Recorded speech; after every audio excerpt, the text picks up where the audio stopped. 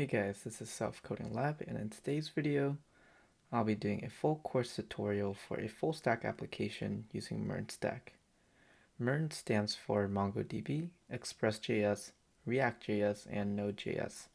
We'll be using many more other resources in our tutorial today, such as using React with Typescript, and once you do complete the tutorial, you will have a far better understanding with React.js, Node.js, user authentication, TypeScript, and how to actually create a full stack application from scratch.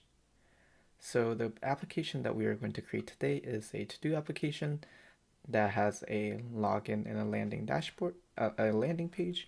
So once we do log into our dashboard, we are redirected, and this is our simple dashboard that is very minimal in style, and you're able to add in to-dos, able to add them in, as we could see, and you're able to remove them as well by marking it as done. So this covers quite a few things, such as getting get calls, making post calls, making put calls, and wiring up a various resources to actually get this working. And of course, we're able to log out and go back to our landing page. This is a very simple application, but in terms of the fundamentals, it is something that you should be able to extend onto and create even more complex applications using these after learning this tutorial. So I hope that this tutorial is helpful, and if you guys do like this tutorial, please like, comment, and subscribe, and I'll see you guys in the next section. Alright, let's get started. Before we actually start or do any coding, let's actually take a look at the Trello board that I have created for our course today. So in our Trello board, we have a few to-dos, as we can see here, but what I wanted to take a look at for now is the README.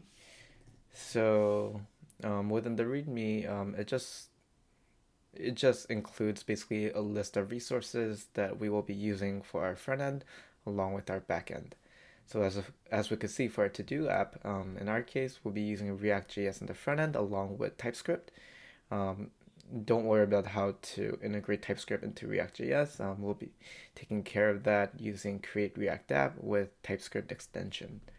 After that, we'll be also integrating Tailwind Css, because Tailwind Css makes life much easier in terms of adding in customized CSS without actually having to touch CSS files. Next would be React Router, and last but not least is easy-peasy, which is basically a state management similar to Redux. And for our backend resources, we will be using node.js, Express.js for our server, JSonwebtoken for for pressing in our authentication token front and back, mongoose for connecting to MongoDB, and much more. So let's actually get started. So for our first task, I just made a simple one. It just says create React app with TypeScript. So let's actually take a look. I'm going to actually move this to the bottom corner so it's easier to be seen. And I already opened up a documentation for how to add in TypeScript for create React app. So all we really need to do is basically copy and paste this line right here. It's gonna basically start off with my app as the folder name, but we will change that later. So before we actually run the create React app, since this is a full stack application, I'm going to create a its parent folder where client side code can live inside. So I'm just going to call it MERN to do, since it's MongoDB, Express, React, and Node. Alright, so we're going to go inside our directory, and inside our directory, I'm going to copy this line and paste it. And I'm not going to actually enter it right away with my app, but I'm going to change it as client so that we're able to easily distinguish what is a client folder compared to what is folders that are related to the server side.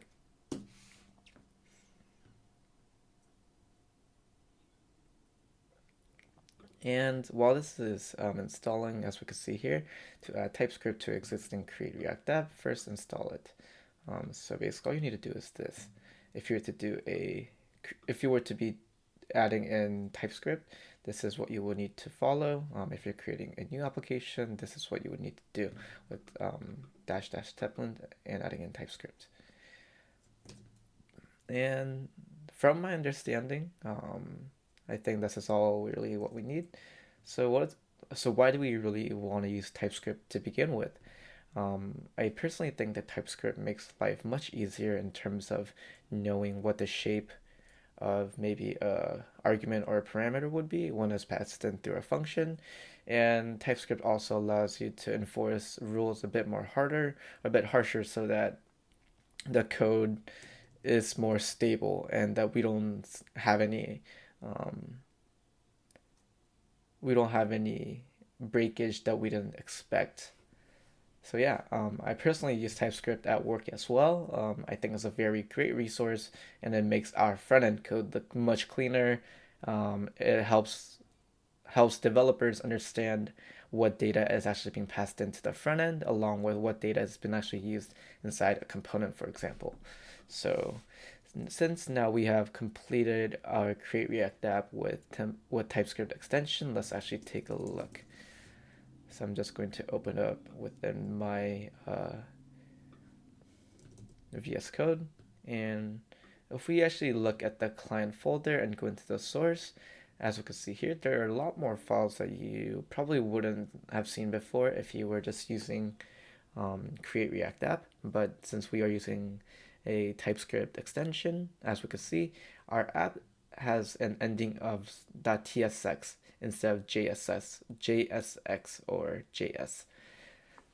But in terms of the functionality of how to implement new components and things like that, it is going to stay the same. But what we are going to have, and on top of that, is having interfaces, such as, let's say, we have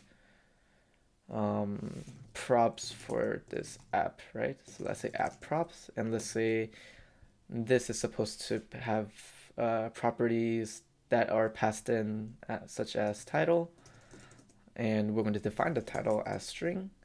Let's say body text, which is also a string, and let's say we have a specific number. So if we were to say specific number, and we're going to call it number since. And what this would do basically is allow us to know what props are actually being passed in, and what properties are actually required, and what properties are optional. So if you were to put question mark like this would be a optional property. But now, in order to actually use this within our component, for example, let's say, since we know that we're going to have props passed in, we're going to do colon, I'm going to pass in app props. So what this would do is allow us to grab these values as they're expected to be passed in from props. So const props, let's say title equals props dot title. See, as we can see, before we even finished typing, it showed what properties are available for the specific component. So if you were to look at it this way, if you were to be creating many different components, and let's say you come back to the project within a few months, you might not actually know what properties are, what props are actually passed down to the component, and you might have to do a bit more work to figure that out, and having to go through the different files and navigate through where the component is actually being used and what props are actually being passed down to and things like that. But if we were to have just app props, that basically declares what variables or what properties are allowed to be passed in and to be used, it makes life a bit more easier, and it's kind of self-contained, that we don't really have to need to go outside the specific component file to actually look into the specific to see what is actually being passed in. So yeah, that's like a quick example, an explanation of why we are using TypeScript, and in more so real companies as well. So currently I work at a startup, but even bigger companies, they also use TypeScript as well. So if they were to be using a JavaScript based front end framework. So just because it makes life much easier and it handles a lot more error catching before we actually catch those errors inside production, which is very bad to actually see in production. So yeah. What is next? We have already done this, and we already explained a little bit of this. Let's integrate Tailwind CSS. All right. First, I already opened up Tailwind CSS guides, create React app. This is a documentation to follow with create React app and installing Tailwind CSS. So all we really need to do now here is I'm going to open up a new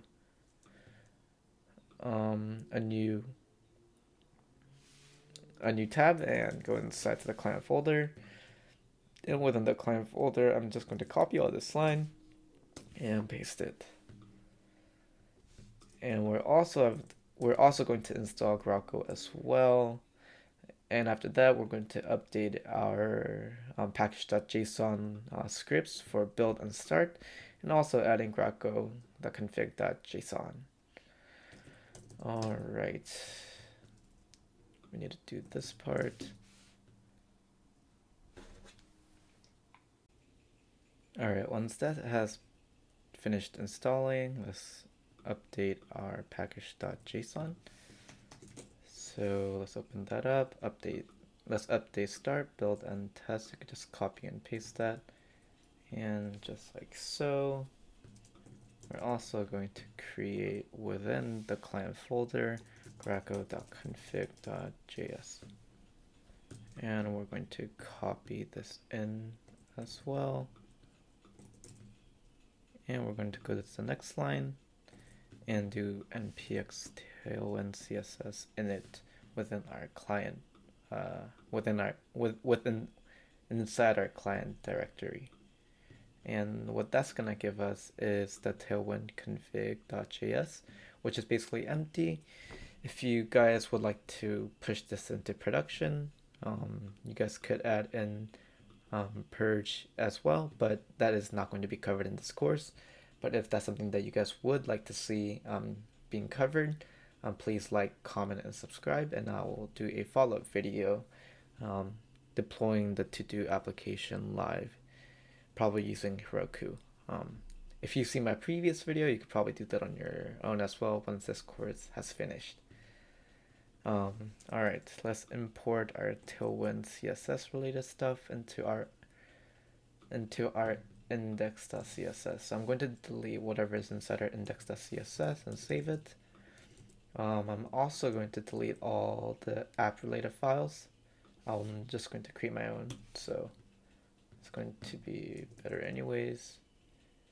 And I'm just going to delete the rest.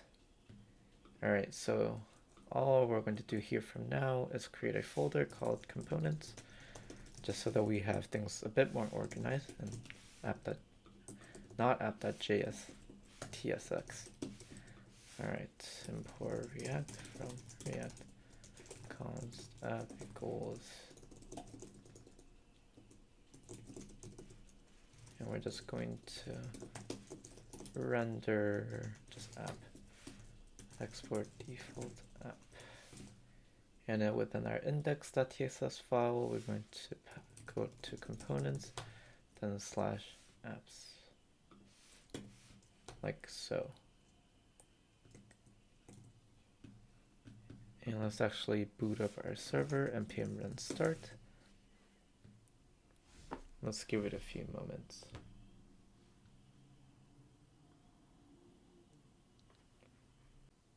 All right, once the client-side server has finished loading, as you could see, our Tailwind CSS has been applied and integrated, since we could tell that our app font style has changed. So let's actually go to the Trello board and mark this as completed. And let's bring in our next task. I use Trello board a lot. I didn't mention this earlier, but I do use Trello board a lot for my personal projects. And it does help me keep accountable and keep me in track of what I need to implement, what is upcoming, what is in the backlogs, maybe like filing bugs as well, so that I have some eyes on it and things like that as well. I use it for work. I use Asana more, which is basically the same thing as Trello board, but a bit more sophisticated. But for your personal usage, I think Trello board is perfectly fine, and it is fully free. So I think it is something that you guys should try out as well if you guys haven't already. So regarding React Router navigation, I'm going to just go here, npm install -- save dev in order to save as dev dependency React Router and React Router DOM. Alrighty. And while that is loading, or while this installing, I'm going to actually change the name of my app.txs file to landing, since this is going to be our landing page actually. So let's actually do that as well. Change this to landing, and landing. And also within our folders, I'm going to create another called pages so that it's a bit more semantically correct, since this is a component, but it's more so of a page, since this is going to be what is shown when a user hits our home route. All right, let's do that. And once React Router and React Router DOM has finished installing, let's import browser router from React Router DOM and import route from React Router, just like so. And within our React.strict mode, we're going to render the React Router component, and within the component itself, we're going to have a route child with a path of just slash, so our home page, and with a component property of landing, since as we said, we were going to use landing as our landing page. And the error that is raising up here is more so a TypeScript issue. So just use quick fix and install all missing types packages so that our TypeScript errors kind of goes away on its own. And we're going to do landing as our simple example. And if we open up our website, let's refresh. It says match include pattern src. Oh, this is because if you see something like this, just actually restart the page and just reload your client-side server. It just means that it's because I changed our app file name to landing, so that they were not able to find it when we were compiling. So just rerun your client server and everything should just go back to normal. That might be slightly smaller, so it fits flush. All right, and landing. It works as expected. So we're basically done with integrating React Router navigation as well. So let's move on to the next task, which is create landing page. All right, so we already have the page itself. What I'm going to do for finding a cool example is just landing page examples with login examples, since we're going to need a login and sign up. So let's do this. All right, 13 create pages, yada yada yada. Let's just go to this one. All right, these look pretty cool. All right, we're going to make a clone or something similar to one of these, so that it's just easier to implement and we have something to follow. All right. I actually like the first one the most, I think. So let's go ahead and go about creating the mockup. So what I'm going to use to separate the left and the right is flex. So we're going to actually just write flex.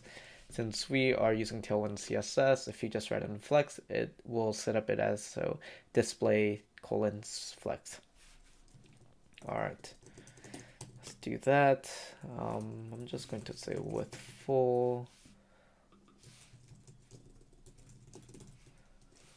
And inside we are going to have two divs, one for the image, one for the login. And each will be a half width, which is basically what 1.5 means is just 50%. I personally use Tailwind CSS a lot in my professional work as well, so this is something that I'm pretty familiar with. But when you are creating your own projects, you are going to have to refer to the documentation itself. I still do refer to documentation as well. Sometimes I do forget a specific thing or two, so it's always handy to have this open on the side. All right, so I'm just going to call it left and right. Let's refresh the page. All right, so as we can see, we have left and right. And what do we need to do now? We're going to have an image on the right, but instead of an image, I'm just going to do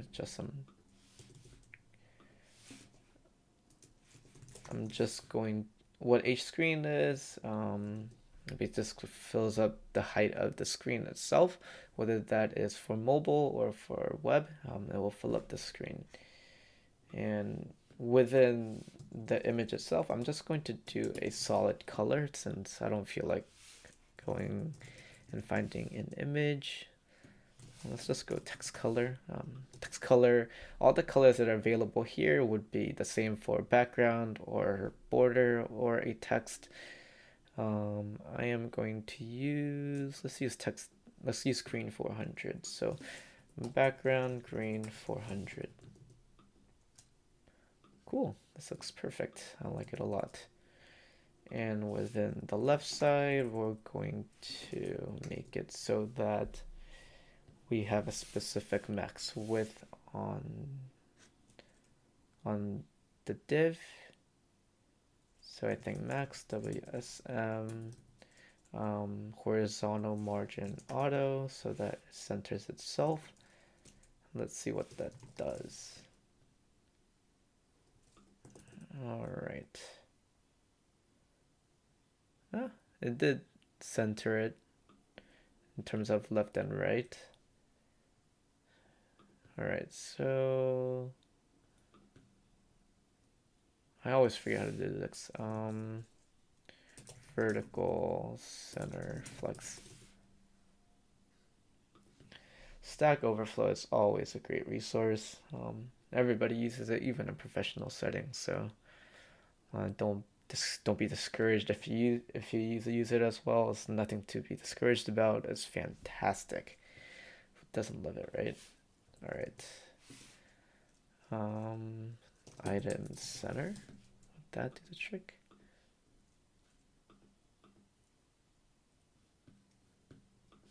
If we were to have like an element,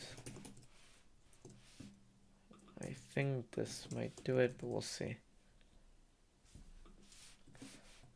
Let's do flex. This works. All right, we are centered in the left side vertically, and we just have a solid color on the right side for our landing. So what are we going to need? We are going to need username field, password field, login button, sign up.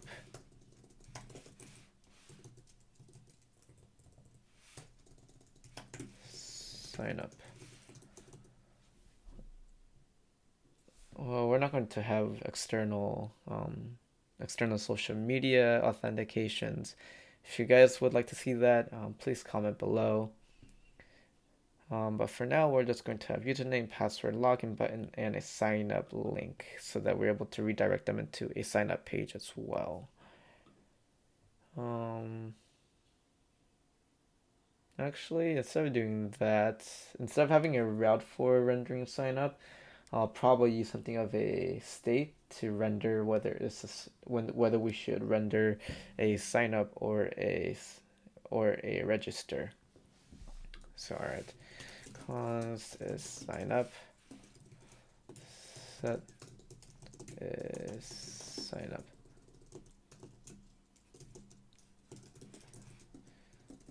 direct.useState.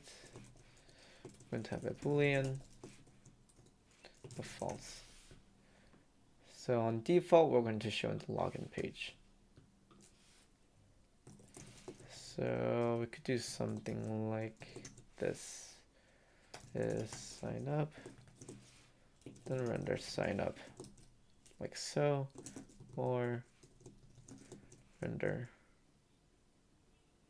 login.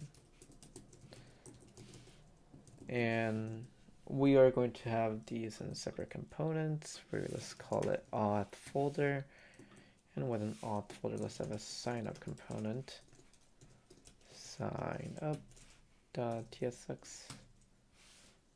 and a login.tsx.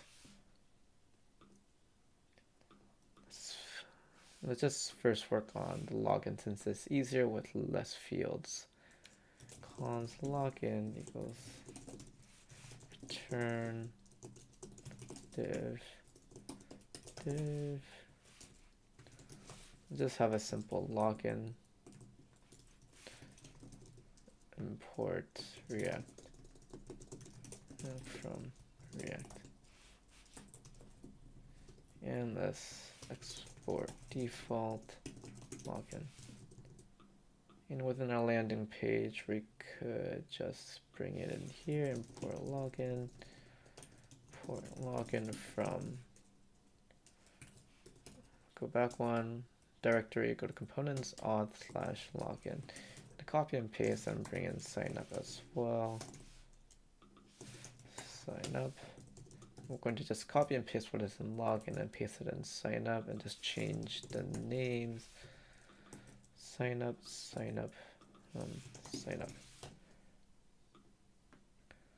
All right, if you go to our page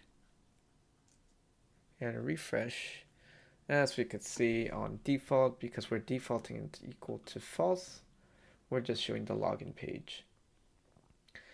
Let's see if we were to set to true, it will say sign up. So we're rendering either one or the other, and we could trigger this based on a click of a button or click of a link or whatnot on the bottom when we do actually have it. So maybe let's say new user. Let's do something like span, click here, and we're gonna have an on click event, which is basically just going to set is sign up as true, since if they're a new user, we want them to sign up. So let's refresh and actually go here. If we click here, we go to sign up. Perfect. We'll style this as we go. For now, I think this is fine. Have our landing page somewhat completed. Let's actually work on creating a sign up and login components as well. These will kind of go together anyways, since they live in the same page. So yeah, let's get started. I'm first going to delete all this. I don't think this is necessary for now. I'm going to make a few refactoring. I'm going to add in a div of absolute and set 0 and mauto,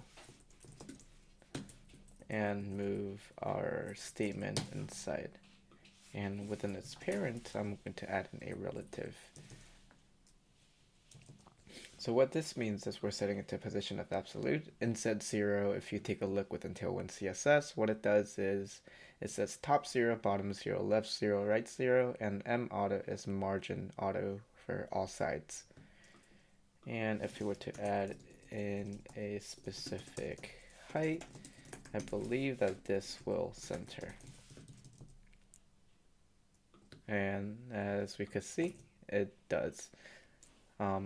We have equal amount of spacing from the vertical sides, so we should be able to work with this. All right, If we go to our login component, just to make it a bit easier and a bit more consistent, I'm going to also set this of height of 300 pixels. And if we go to our mockup examples, I actually like this one a lot in terms of the way it looks and flows. So a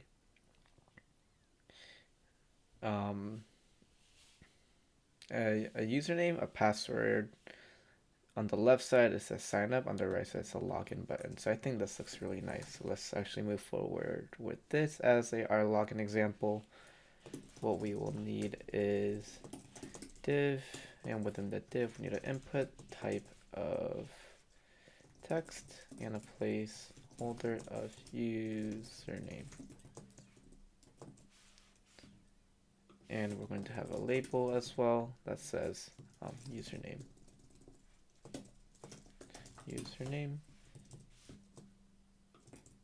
And we're going to copy and paste this in the class name, and before adding in some margin bottom so that it has some spacing in the bottom in between, and class name of MB4 as well to have a bit of consistency.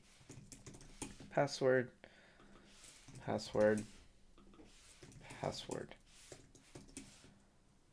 And for the styling of the button itself, I'm going to do border gray of 400. I think padding of 3 is good. And let's actually see how this looks.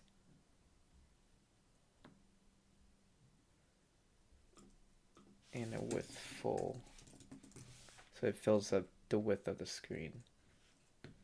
Alright, I also want to make this actually smaller on the max width so that this shrinks. Okay, this looks much better. And a class name of MB2 to add in some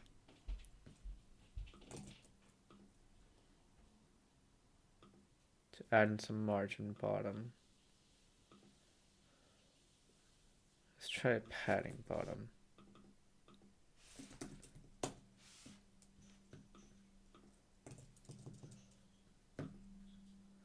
Also within the input, I'll fix the label a bit later, but for now, let's actually finish this up. Rounded, I think medium is fine. Let's refresh. I don't think the hot reload was working for some reason.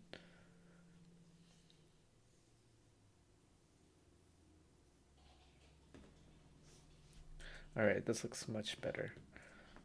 Alright, a bit too large, so let's do padding 2.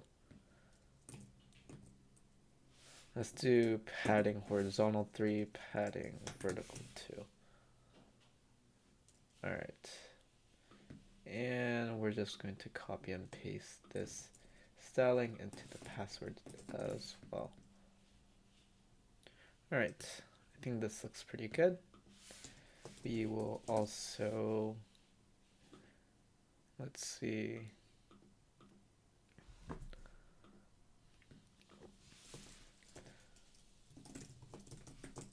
We'll have text gray of 400 as well, font bold.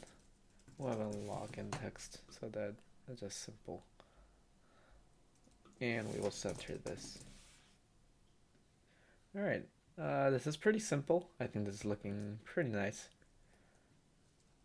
We are going to have another div of flex this time, so that we're able to cover the no account sign up and a login button separately. Space between, I believe is what it's called to do what is required. And we're gonna have another div. We're gonna have 2 divs actually. Actually, we don't need 2 divs. We are gonna have 1 div and a 1 button. So button class name. Let's do px4 py3 font bold bg green 400.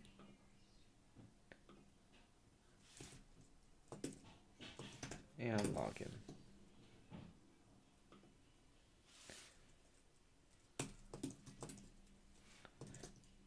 No count.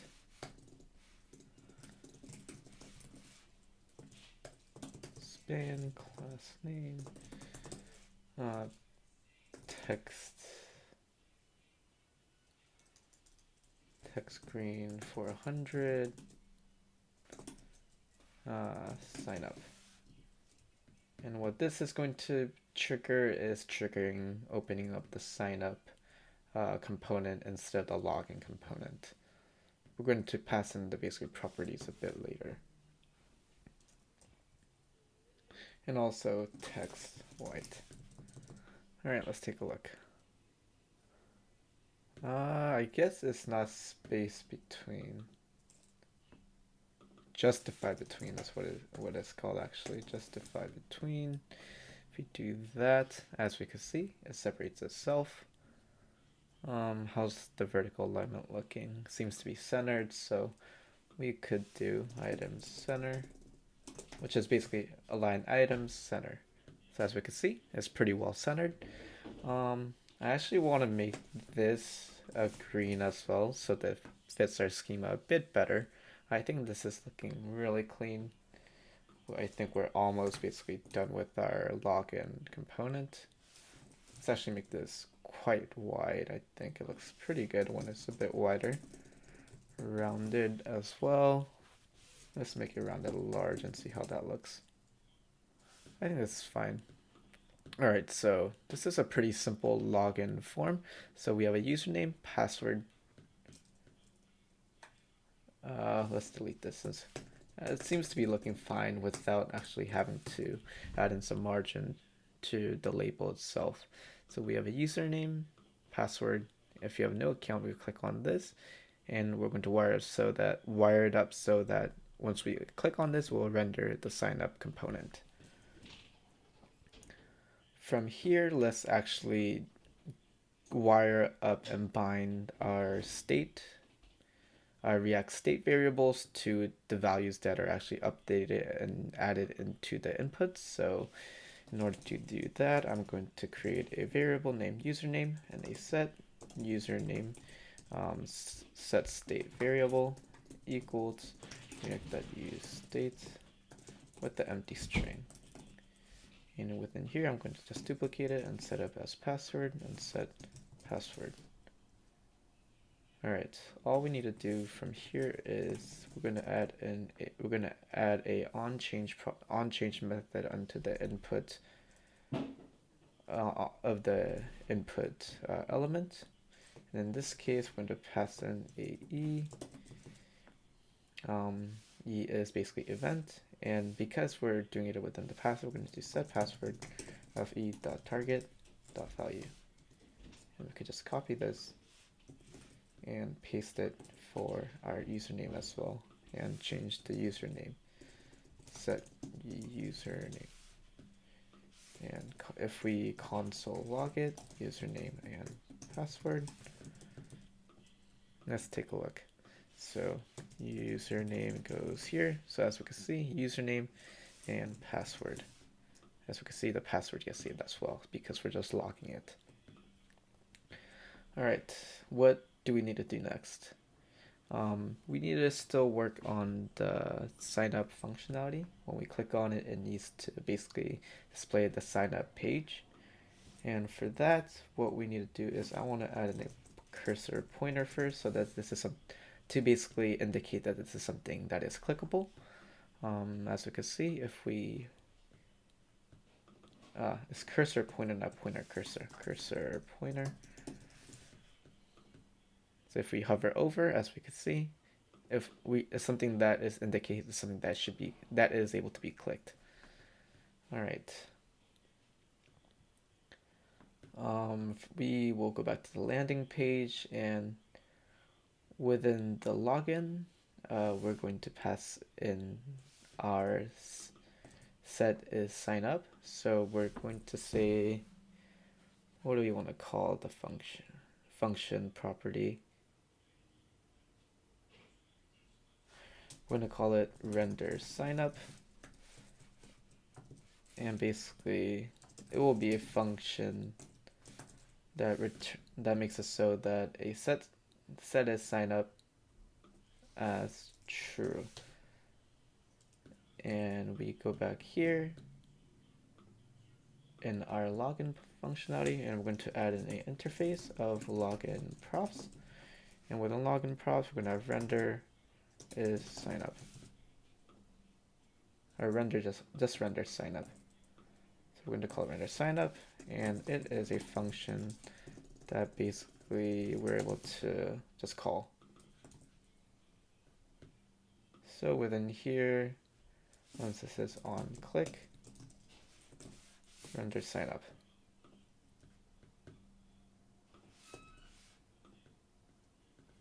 Let's see. Cannot find render signup. I see. Here. We're going to destructure and render signup once we do something like this. And this is probably all we need. So once we click on this, we go to the signup page, which is exactly what we want. And basically what we're going to do within the signup page is basically the same thing, but with a few more fields so that we're able to have a slight bit of validation. All right. What I'm going to do is basically just copy and go to the signup and paste it. I'm going to also copy the username and password. And we'll just have another field just called confirm password. Set confirm password. And this is basically a very simple layer of validation. I'm not going to be covering much validation in this tutorial or this course, but if that's something you want to add, you can definitely extend on you could extend this forward, and that should be perfectly fine. Oh yeah, we're also going to basically copy our interface as well, but in terms of rendering signup, we're going to say render login, and it's going to be the same thing in terms of the functionality that is passed in, but it will be passed in as false instead of true. So if we do something like this, render login, could sign up as false.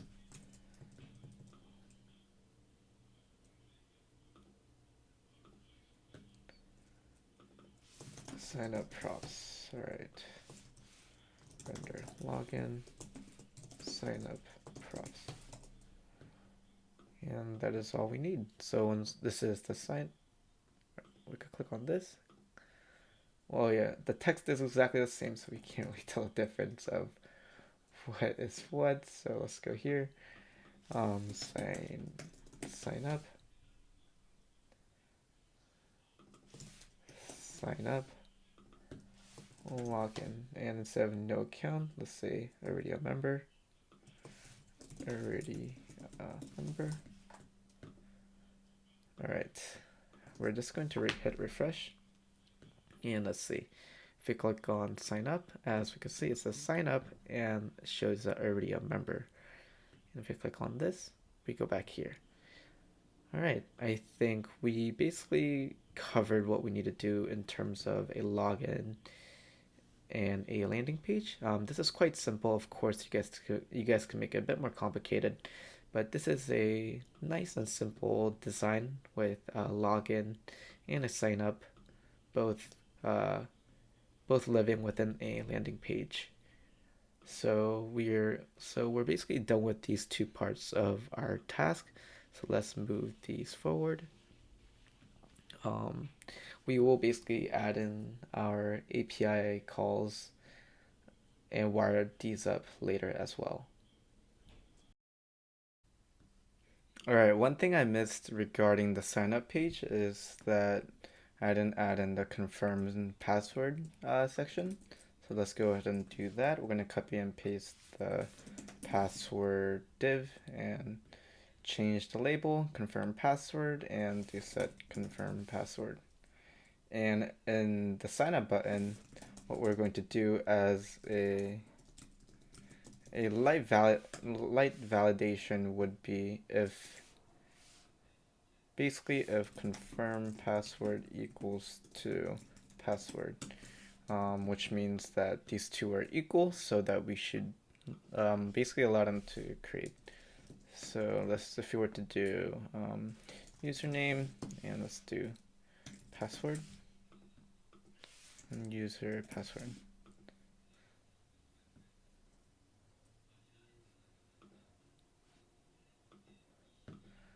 Let's see why this isn't working. Actually, instead of doing this directly, we will use a react use effect. So let's pass in password here and confirm password.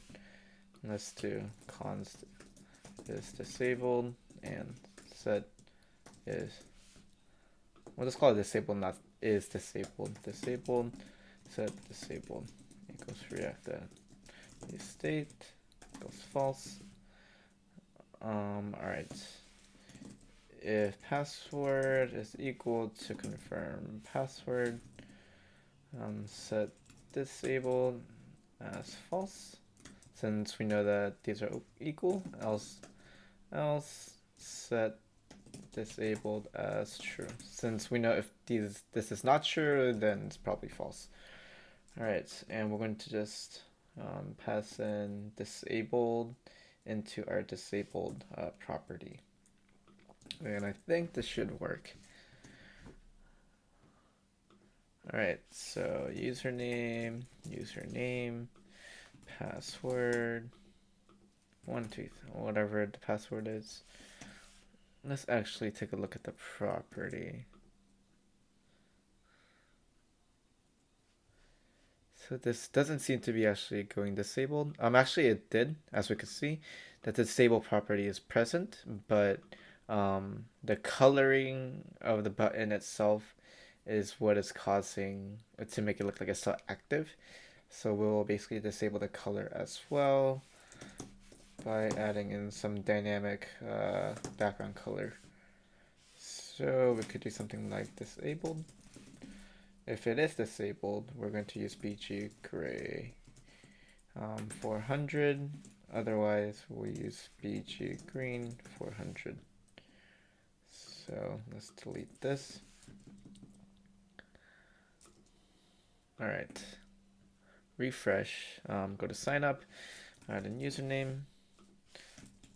So, all right. Once the password is included, as we can see, it goes away. But if we were to add in the same password to the password, it enables. So this is a light validation. Of course, we could add in more validation, but just to shave a bit of time, I created this very light, simple validation for sign up. All right, let's move forward. What I actually want to do next is not creating to-do functionality, but actually creating our node backend. So let's go ahead and do that in our terminal. So I'm going to just create it within our parent directory of MERN to do. So I'm just going to create npm init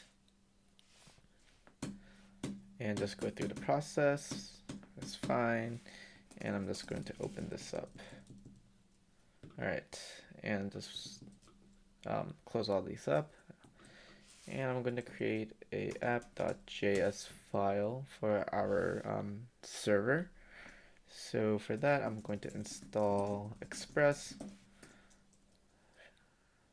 and body parser and cores. We basically need cores for cross-origin access. So since we're requesting from a different URL from front end to our backend server, we're going to enable cores. We need body parser for getting payload that is passed into our HTTP calls, such as post or puts, and we need express for our app server.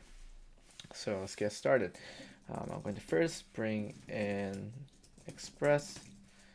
I'm going to initialize our app.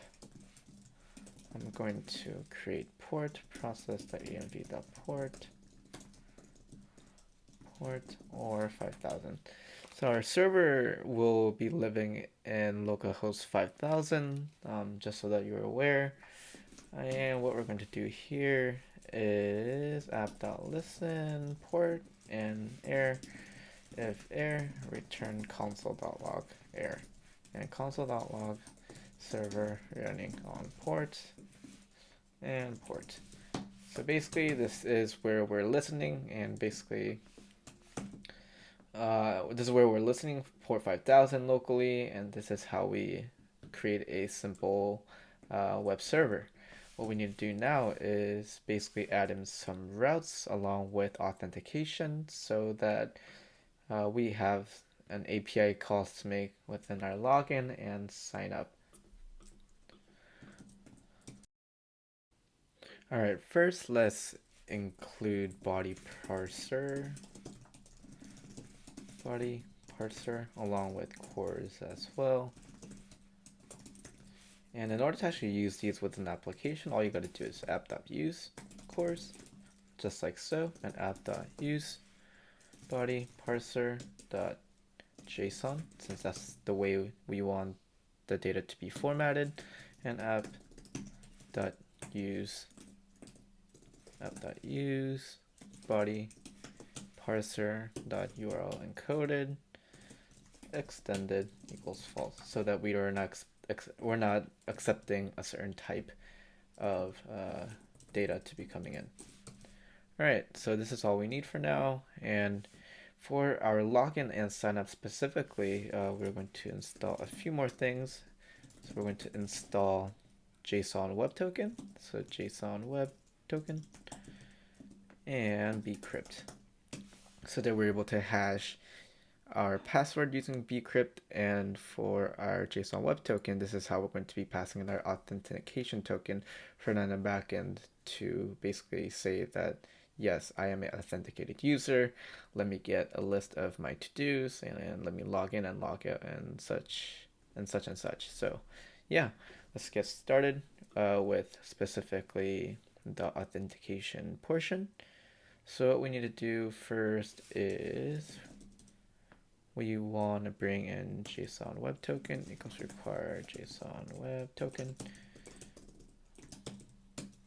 And we also are going to create another folder called models, so that we could have our models, which we're going to be saving into our database. So we're going to have a users model, and we're going to have a to-do model as well. So for that, we're going to npm install -- slave mongoose.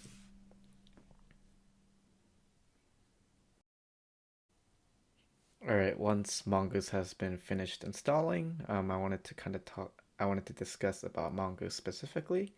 So what mongoose is a basically an object modeling tool for MongoDB specifically. It allows us to basically create MongoDB models along with being able to create a connection to a MongoDB database as well. So that's how we'll be using mongoose in this case. For our MongoDB based URL, our MongoDB based database, we'll be using cloud.mongodb.com. So once you type in mlab into Google and click on the first thing that pops up and click on sign up, this is basically where you'll be left. Go through the sign up process, and once you go through the sign up process, it will ask you to basically create a cluster. You could create a cluster by going through the such process. You click on a region that you're comfortable with, that it's basically closest to you. In my case, mine is Northern California or Oregon. So for our use case, we want to use a free tier. So anything that has a free tier available, please choose that, since we don't want to actually spend any money for our tutorial. We could also use M0 Sandbox along with yeah, that's basically it. So that we're able to basically create a free MongoDB based database. I already went through this process and have already created a database cluster. So let's actually try to connect here. I'm going to just, once you click on connect on MongoDB and its own cluster, you want to provide a user. So I'm going to just call admin, and my password I'm going to just set up as password.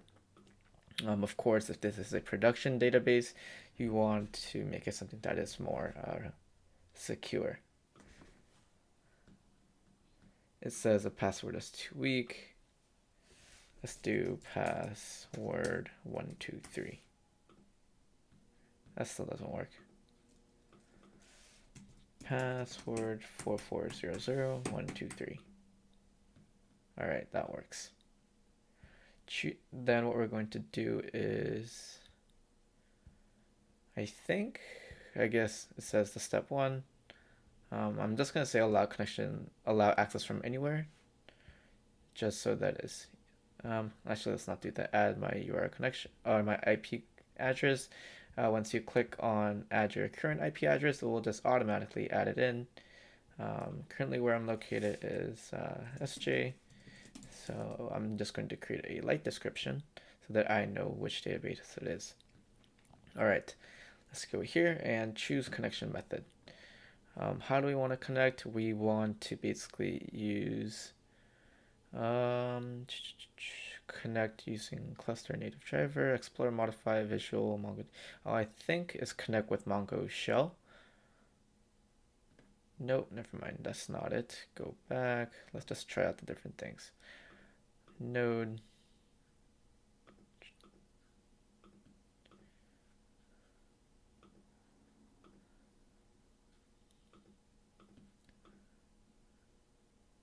I believe this is all you need to do. We are using Node. I think we are using Node version. Let's see, Node --v 14.15. So yeah, above, that's fine. Replace password with password and for the admin user. I'll replace my first database with the name of the database connection will be by default. Ensure any options parameter as URL. All right, this is fine. I think all we need to do is copy this, go to our application. First import mongoose, and we're going to connect to this database. I haven't personally used cloud.mongodb, but I did used to use mlab, which was basically before this came along. So let's actually see how this looks. I want to just call my database MERN to do, so that's easily rememberable. And my password goes here. So my password, I set it to be password 4400123. So let's see. If we run first, before we actually run our app, I'm going to add in a start script. So node app.js, but I also want to add in a dev script for our server. So there it has a hot reload, which is nodemon. Install nodemon globally if you haven't done so already. It makes life much easier so that you don't have to actually close and reopen up your server every time whenever you do make changes. So nodemon.js, it will basically hot reload whenever it detects changes. So if you do npm run dev, if we don't get any errors based on our mongoose URL, I think that's all that matters. And it seems like we are good. Let's see if we take a look at our database.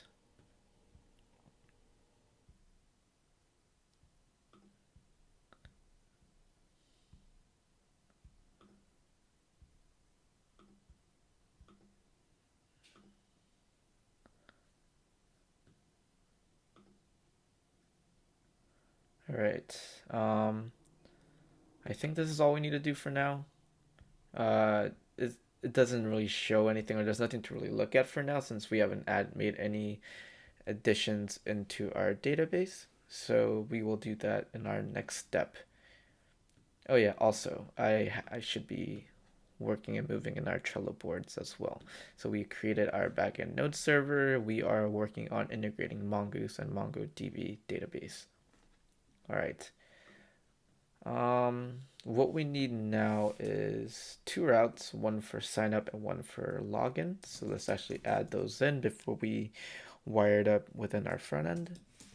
So we're just going to call it sign up rec res, and we're going to do const. Oh yeah, before we even do this, new user, we're going to have to actually create our user model. User equals require models / user. All right, so within our user model, we're going to import require mongoose.schema. So we're going to bring in a schema. So we're going to create a user schema, which is new schema. Within this new schema, we're going to have name, which is a string. We're going to have email, which is unique, and type of string, and we're going to have password, which is also a string. And in order to actually turn this into a MongoDB model, we're going to do mongoose.model, pass in our model name, which is currently user, and we're going to pass in our user schema. And we're going to module that exports equals user. All right, we could now bring this into and use it. So new user, we're going to have, what do we just, name, email, and password. Within these variables, after taking some time to think about it, I don't think we even need the name. So let's actually remove that. Let's actually keep it simple as possible. Just email and password is all we really need. And from our signup post endpoint, we should be able to get our email payload from rec.body.email. We will pass it as email as the payload name, and our password will be rec.body.password. So we're able to use rec.body and receive our email and password data because we are using body parser. All right. And from here, we're going to just save our new user. If there is an error that is raised, it basically is because there is an email already in use. So we're going to send a client error because there is already an email in use. Title error, and error message would be email already in use. All right. Otherwise, we are basically done, because if error is not raised, that means it basically completed, and we are done in terms of adding in our new user. The title is just user successfully added. Something like this should be fine. And within our login route, we will be using basically jsonwebtoken in order to basically authorize if a user's credentials are correct and allow them to basically have a specific token to be stored within their local storage, so that they're able to make specific calls that require a token without an issue. Before we actually create this login route, let's go to our front end and actually wire it up.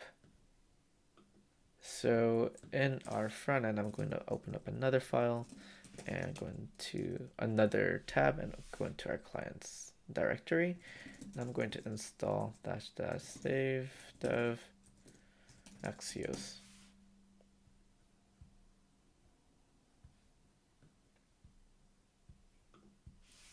And we could just import Axios from Axios that.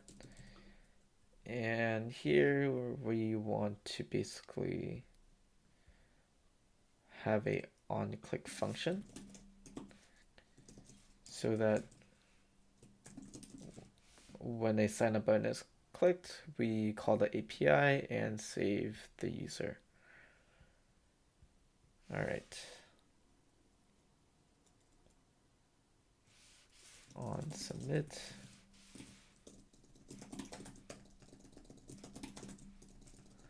On submit. Wonder why I keep going to the lowercase. All right, so I'm going to create a function called onSubmit, onSubmit.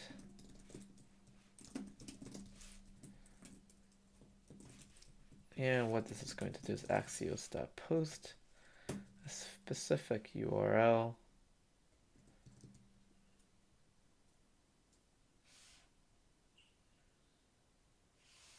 Localhost 5000 slash http slash localhost slash 5000 slash sign up. Later, we are going to add in a proxy so that we don't have to even actually have to add http slash localhost 5000. That will be handled automatically. So we will take a look at that in just a moment. And we are going to pass in our data, which is basically email as our user. I see what I did wrong. We called the email and when it should have been username.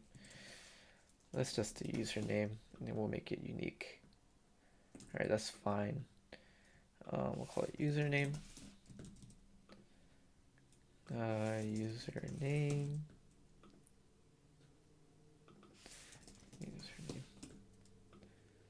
Username is basically username. And password is password. All right, then we should be able to get a response here and just console log and see what it says. All right. I'm going to open up our console log, go to sign up, I'm going to do test1, set up as password and password. Once clicked, it says error connection refused. So let's actually take a look. All right. User equals mongoose is not defined. Oh, oops, there's an error. Calls mongoose equals, oops. Mongoose schema equals mongoose.schema. Okay, now it should work. All right, let's sign up once more. And as we could see, we got a data status of OK 200, which means it has successfully signed up. And within our data that we have gotten passed back, user successfully added. So let's actually go to our MongoDB database and go to collection. And within collection, as we can see, we have the users and we have a single user with the username of test1 and password of password. Of course, this password is going to be updated using bcrypt, so let's actually go ahead and do that now. Let's go to app. We'll go here. Instead of directly passing rect.body the password, we're going to do bcrypt. First, let's import bcrypt. Const bcrypt equals require bcrypt. And I'm going to delete this bcrypt.hash sync and pass this in and salt of 10. Basically, from what I understand, the salt or rounds is basically higher the number, more secure slash the more operation more hashes it does and makes it more secure, and lower the less secure. but don't quote me on that. Do your own research. I'm not 100% sure on what the salt does, but from my understanding, that's what it does. All right. Once we pass that in, we basically now have a password passed in as a hashed value of the specific password string. And now what we need to do is create our login route. So in our login route, we're going to have rec.res. We're going to basically find a user based on username, passed in from rec.body that username, and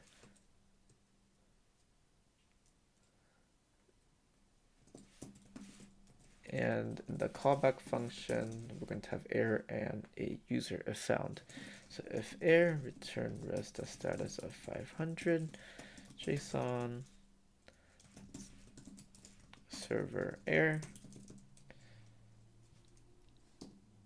Basically, if error is raised, there is a server error, whatever that is. We should be able to pass that to the front end.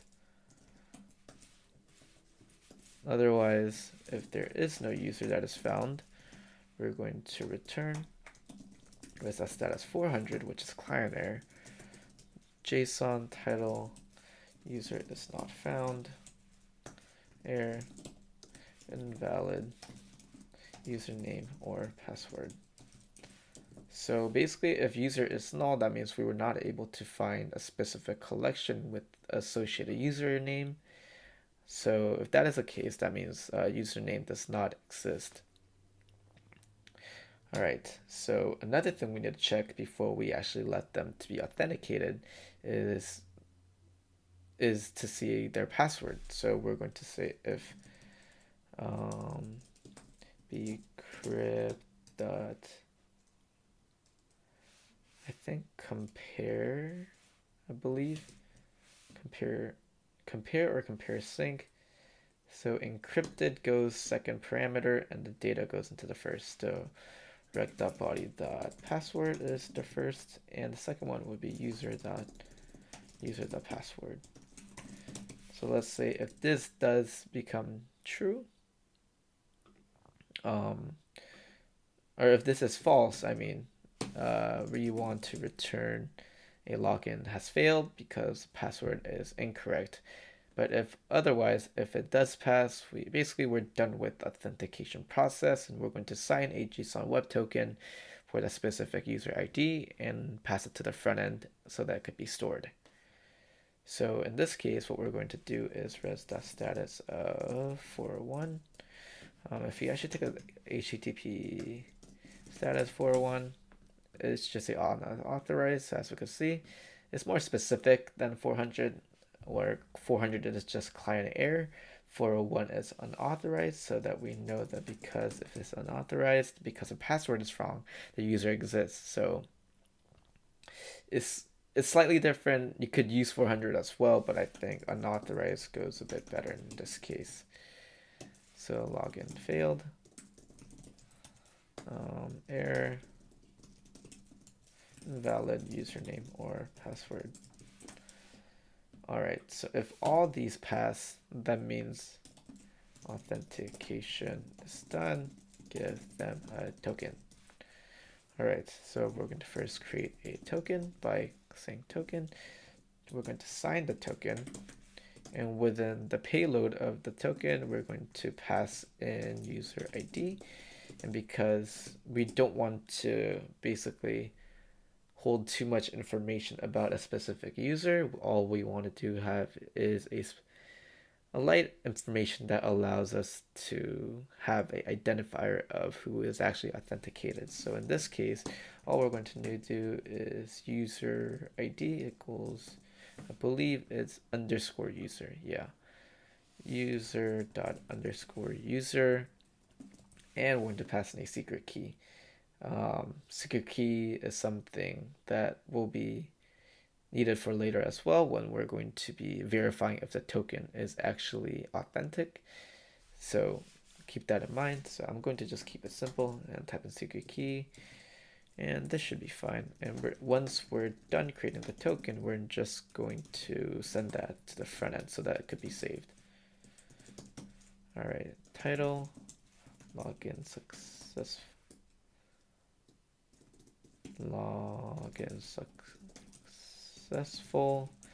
and token. I'm going to pass in this token. All right. This is basically all we need for now. Let's actually go to our login page and test this out. So the account was test1 and password, I believe, was just password, but since we updated our bcrypt, we actually need to create a new account. Okay, so test2, still calling my password. All right, successfully signed up, as we could see. User successfully added. If we refresh this page, another user should be added.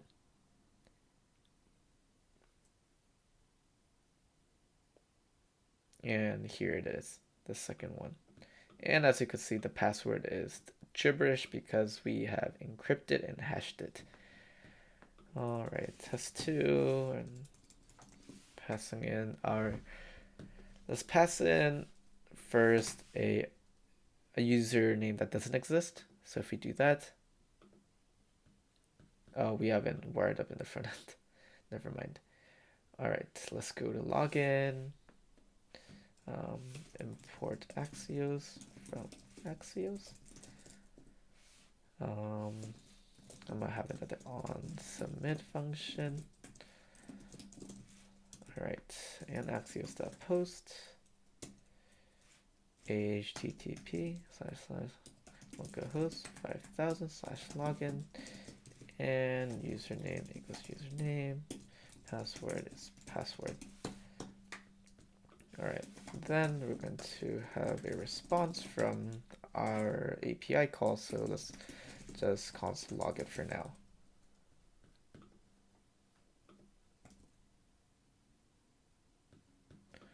All right, let's see.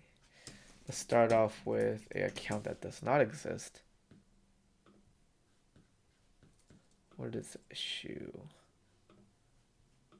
Oh, on submit has not been wired. That's on me. On click equals. All right, something like this should be fine. All right, click. Bad request. Status of 400. If we actually go and look at our error, it says user not found because this user is indeed not an actual user that is existing in our database as of now. So invalid username or password. So this works. Let's add an account that it is present within our database but with the wrong password. So as we could see, it raised another error. It says login failed, invalid username or password. Now let's actually log in with a username and password that is correct. All right, so it was correct, and as we can see, we do get a console log back. And in our database, and in our console log res.data, it says title, login successful, and passes the token. So this is basically what we are going to be saving. So in our case, let's actually see something. Res.status. Can we see status of res? Actually, it says it right there. Never mind. So yes, it does. So instead of console logging, we will do if res.status is equal to 200. So we know that if this is successful, save the token. Otherwise, we do some validation / logging. I'm not going to be adding any validation or that says user is not created or this account has already been created or whatnot. I'm not going to be adding any of that in our form just to save a bit more time. But in our case, let's just work on the success case. If this is the case, we know that we're going to have res.data.token as our token that is passed into our front end. So if that is the case, we could do something like local storage dot set item. Let's do token and passed in our token. And basically, this is all you really need to do. Let's actually take a look for our specific login. What this will do is test2. If we provide the right password and a click login, because this was the correct password, we don't see any errors that were logged. If you go to application, go to local storage, and go to local storage, localhost 5000, it says token, and a value of token value has been saved. Another thing I do want to mention regarding JSON webtoken is that you could also add in refresh tokens and have specific tokens that die and have a life of specifically X minutes or like an hour, 15 minutes or whatnot, so that it is more secured and it automatically logs itself off in a sense. So for now, I don't think that is necessary, but let's say you do have a production website, I think that would be a nice feature to add. But I know that even for some production websites that are very popular, such as social media, they do keep you authenticated and logged in without even a refresh token or such things like that. So yeah, of course they have something more complicated and sophisticated, so they do their own thing regarding authentication. But in our use case, this is perfectly fine, and I think this is simple enough so that everyone could understand. All right, now that we have set our token successfully within our local storage, what we want to do next is just do window.location.href and redirect to the dashboard page. So once the login is successful with a specific token that is given, we want to redirect them to a specific URL. And if that is the case, we are going to have another pages as well, since we are adding in another route called /dashboard. So let's go ahead and do that as well. Route path equals /dashboard. And within the component itself, what we're going to have is some authentication wall where we're going to basically have a middleware authentication type of component where we're going to check and require authentication before allowing to actually render a specific component. So let's go ahead and do that. I'm going to call our first component that is going to check for authentication called require auth, and the second component, which is going to be the pages, called dashboard. So let's go ahead and create these components. So within component/auth, I'm going to add in another component called require auth.tsx, import react from react, initialize the component, just a simple functional component, export default, require auth. All right, we got something like this. And inside as props, we're going to have component that is passed. I'm just going to use any for now to make it simple. And inside we're going to return. We're going to have props that are passed in. And inside we're going to check if there is token that is available. And if token isn't available, we're just going to redirect them to window.location. href is equal to / so that they are redirected to our landing page. Otherwise, if they are authenticated, show this component with props that are passed in. So alright, this is a very simple authentication wall that checks the bare minimum. As you could see, it checks for a specific token when in local storage. And if that is not present, we redirect them. Otherwise, we pass them on to the next component that is available. So in order to wire this up here, I'm just going to bring these components in. /auth /require auth, import dashboard from pages /dashboard.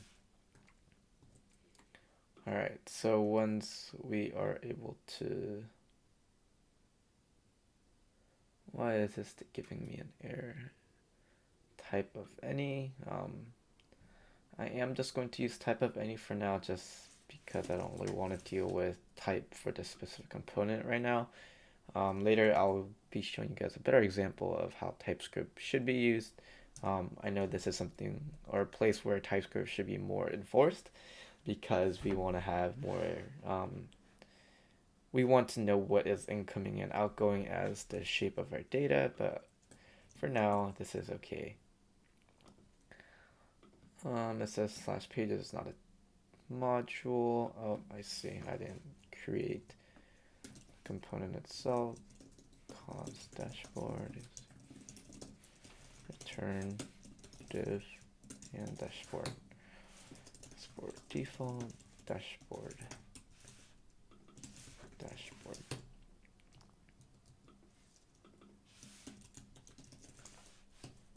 Alright, we have that saved now. If we hit refresh, we should be ready to go. So I'm going to add in an account and password that I know that works. So an expected behavior from now would be is to have a key value pair that is saved for our specific token. And once that is done, we should be able to go redirect into our dashboard basically. So let's go ahead and try that. So I have the right username, the right password. I'm just gonna click login. As we can see, login has basically completed and it redirects us to slash dashboard. Alright, so if we were to delete the token itself and refresh when we're at slash dashboard, you'll see what happens and where our authentication is enforced. So once you hit refresh here, it will just take us back to our slash login, or basically our home page, which is our landing page, because we have no token that is available in our local storage.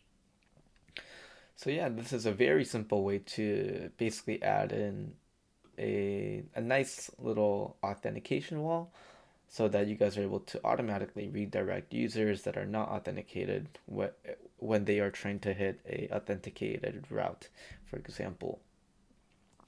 All right, before we move on to our next steps, let's actually look at our MERN to do Trello board. I ended up missing a few things earlier. We should have already moved these into doing and done since we already finished our authentication route already. I'm going to I added in another specific card for working on the auth wall component, which is we have right here. I think that's basically done. We have a very simple and nice way to handle authentication wall. I believe what I want to do next is basically go to the dashboard itself once logged in and pull basic user information from the dashboard. In our case, all we're going to just pull is just this username for now. Later, we are going to add in the to-do model along with adding in to-do functionality in the front end so that we can wire that up in the back end. So let's take a look. I missed that I should include is let's go into our index.tsx and add in the word exact to our root path so that if you do hit slash dashboard, all we're going to show is the dashboard component itself, not whatever is contained within its home route because it has contained a slash. So if you refresh here, this will just render a dashboard text itself, which is right here. So on the dashboard itself, what I plan to have add is a add navbar to basically have a small navigation specifically just for a login in our use case, but later down the line, of course, that is something that you guys should be able to extend and add more functionalities to. Along with, we are going to have the functionality of the to-do within our dashboard pages as well. So basically, this is going to be one of the last components we'll be creating in our front end. Not one of the last components, but one of the last pages we'll be creating in our front end, so that this contains a navbar along with the to-do functionality where we'll be able to pull our user-related to-dos and add more, mark as complete and whatnot. and process like that. We'll take a look now. All right, so here I am going to create another component, but outside the auth folder. I'm just going to call it navbar.tsx. And the navbar is going to be a very simple navbar. It's just going to have all it's going to have is login and a small text that's basically just for our logo, or basically for our logo. So I want to add in class flux and justify between, so that we are using a flex display along with space between, so that we separate the left and the right components. And here we could have something like, I'm also going to add in a BG of green of 400. Let's see, do we use 400 or 500? 400, okay, that's fine. And I'm just going to have a text that is MERN to do, and another text that just says logout. And if we save that, we're going to go to our dashboard, and we're going to bring in our navbar component in our dashboard. So let's import that. Import navbar from back, since we're at current directory is at pages. We need to go back a directory, go into components, and / just navbar. All right, navbar currently lives inside authentication, so we want to move that out like so. So now, as we can see, components, auth folder, then navbar. All right, this looks good.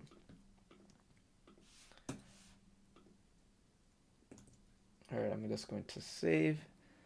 It says closing tag.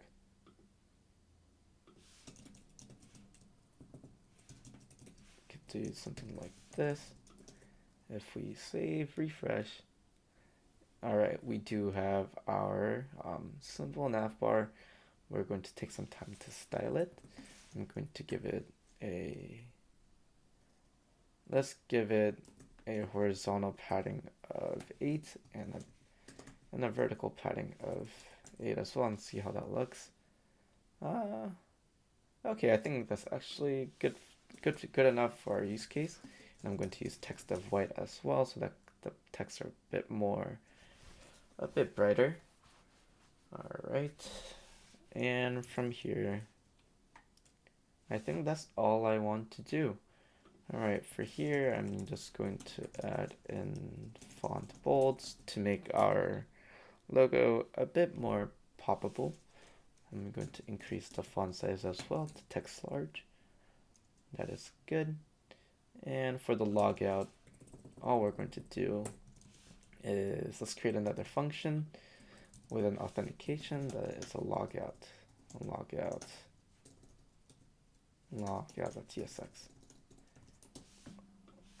And all logout component is going to do is clear our token and redirect the user to the landing page. So let's take a look. Let's just do a simple, let's just use this. Just use paragraph tags, it doesn't really matter. If you guys want to make it semantically more correct, you guys could use like input or a type, or input or a button. But in our use case, we'll just use a text for now. All right, here we're going to have an on click. And within our on click, we're going to local storage.clear item. I believe it's called clear item. Let's actually go back and see. Remove item, never mind. Remove item, then we're just gonna do token. Alright, I'm I'm just gonna make this a bit bigger, and window.location.href is equal to the slash. All right. This is all we need for our simple logout button. I'm going to go to the navbar and actually bring the logout button inside. I could just automatically import that like so. Logout is not defined. It should be defined soon. Logout not defined. Alright, import logout from /logout. Alright, so we have our logout button. Let's give it another styling. Class name. We'll do cursor pointer so that it indicates that something that is clickable. Alright, so we have all we need for our navbar. Very simple, just a logo and a logout functionality, but it's all we need. So once we click on the logout, it should clear our token and send us back to our landing page. So let's take a look. And as we can see, it does exactly that. It cleared out our token and redirected us to our landing page. So let's log back in, since now we know that the logout functionality worked as expected. Now that we have our simple navbar done, let's actually move forward. Before we get to any more coding, let's look at our Trello board once more again. As you could tell, I'm not the best at keeping track of my tasks, but it's still good to have them visible so that you have visibility on the tasks you already worked on. So I'm going to move the integrate DB and mongoose to done, and since we already finished the add navbar as well, I moved that to done as well. What we want to work on next is the user routes.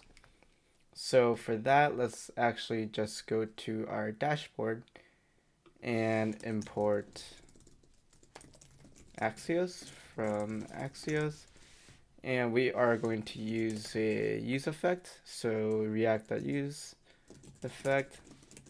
We're going to have a function.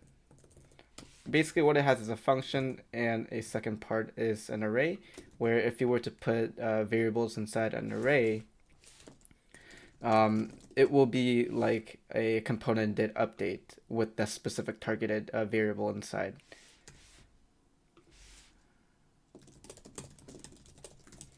So we have something like this. If we were to put nothing inside, it just means that we'll use it as when a component mounts on the beginning of its lifecycle event. All right, so in here, all we need to do is axios.get.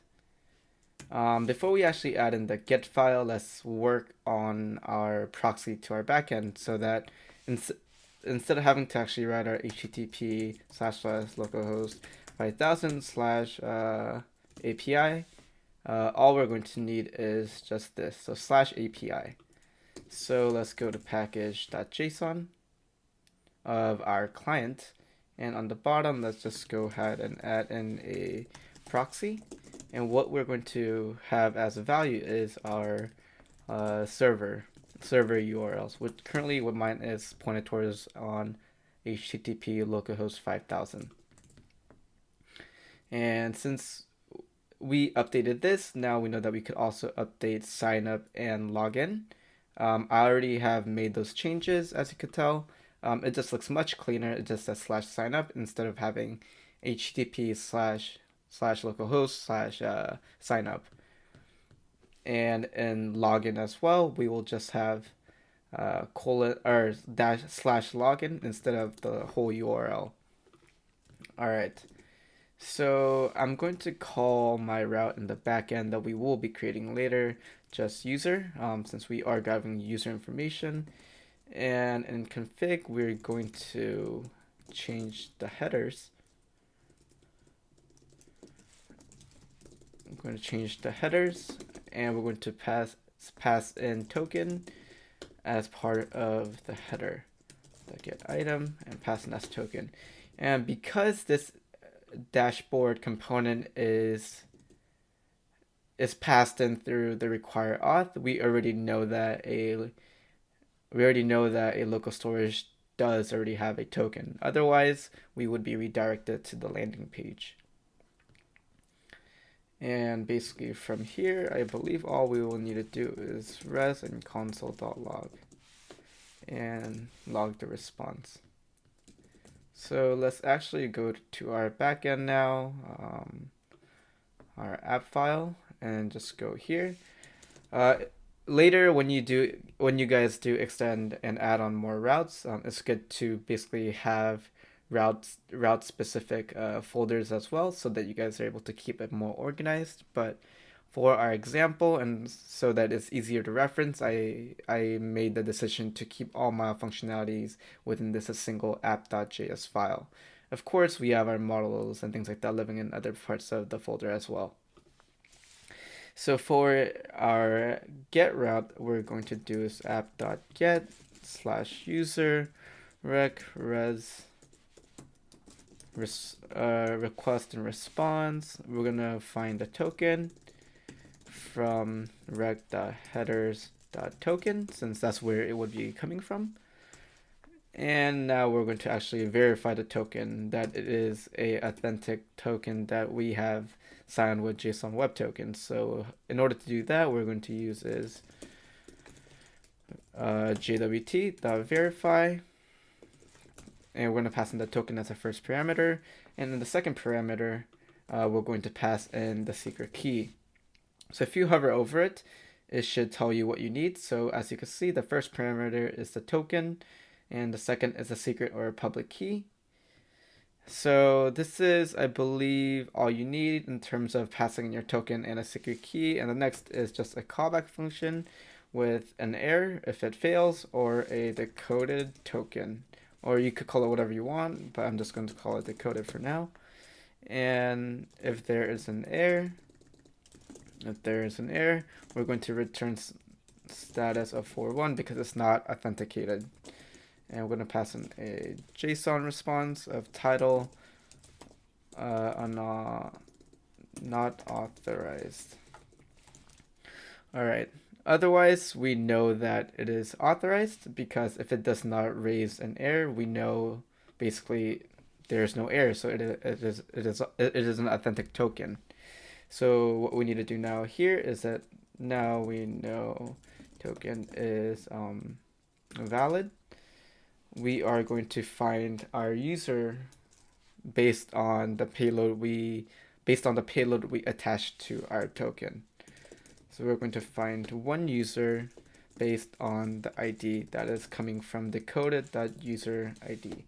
So as we can see here, when we sign a user in, we sign it with the user ID property as part of the payload, which corresponds to _ID of the user model. So in this way, we're basically targeting a specific user model, a user model based on a specific user ID that a decoded token is sending back to us. And what we need next is just basically another callback function where the first is an error if error is raised. We're just going to console log our error in the backend, and otherwise we're just going to send it because there's no error. We are going to send the user. You're going to send the user's information. In our case, there isn't much information to work with, so we will just pass in their username.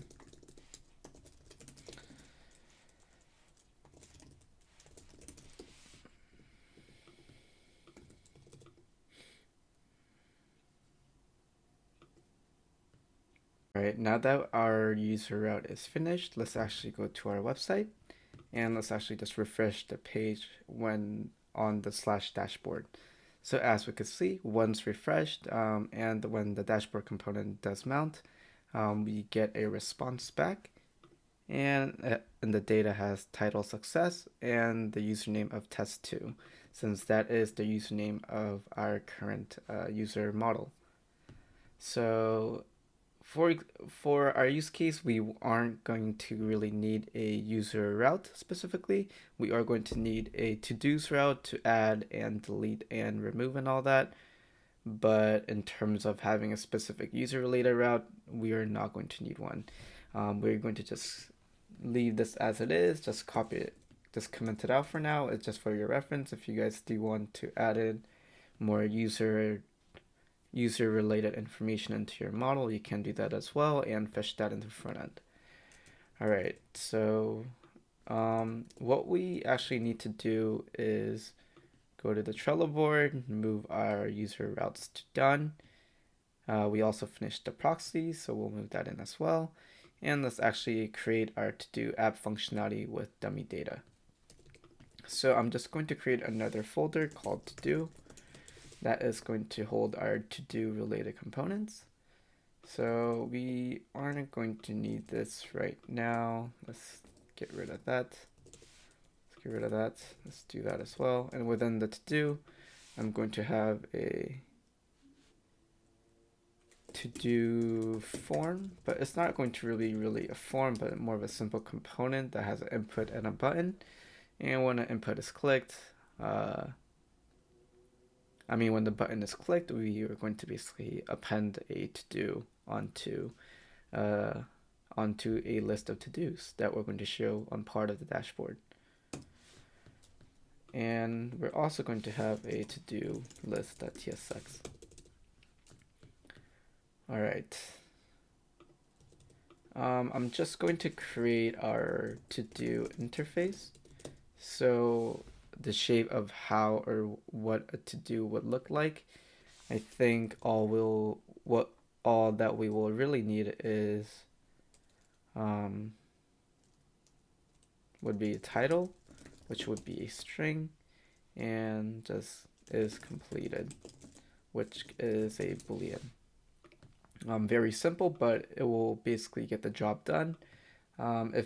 Once we mark the to-do as completed, it will go away from our to-do list, and yeah, and if it's not completed, it will stay on our to-do list. All right, we will just create a dummy data to-do list here for now. I know that we already created 2 components, but we could work within those components later, but I wanted to just work within a contained file of dashboard since this is already rendered. All right, and to basically set a specific type onto a variable, we're going to do colon, and we're going to do to-do.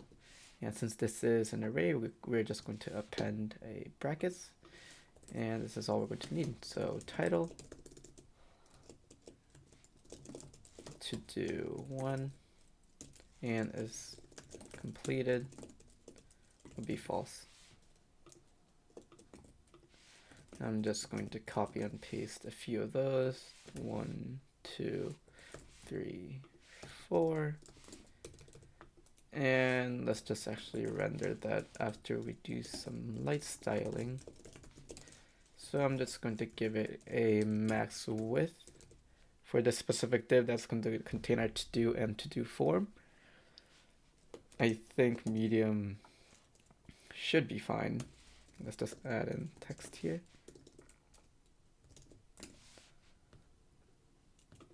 All right, why is it? Oh, we're going to have to MX auto to center it. I'm also going to give it some padding, just a padding top of maybe something like 12 to bring it down a lot. I think that's good. Let's just have a title that says my to-dos. Alright, we're going to add in font bold, text green 400, text center.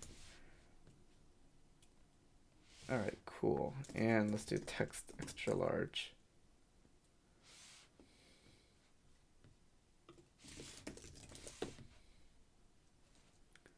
This is fine. Of course, you guys can make the styling much better. I'm just keeping the styling very light, very minimal. And I know that color scheme is not the prettiest, but just bear with me. This is more so to actually show you guys, like, I guess the class names itself and how I might go about using Tailwind CSS in my projects. But styling itself is something that I'm not the best at, so I do end up looking at a lot of examples for like maybe like a good landing page or a good dashboard page and things like that for my side projects. All right, and here let's just do to-do list.map, and we're going to have a to-do as we're going to have to do, and we're just going to have a div per to-do, a div per to-do, and let's style it a little bit as well.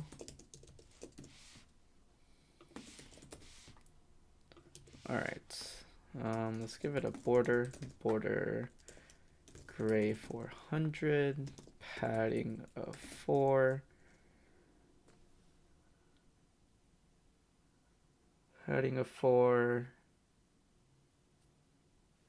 and rounded medium. I think this is fine. And we're going to do title. All right, cool. This works. And let's do MB4. Yeah, this is fine. All right. And inside, I'm actually going to have a I will add a button inside where we're going to have actually add in a flex display as well, and justify between, and we're going to add in basically a button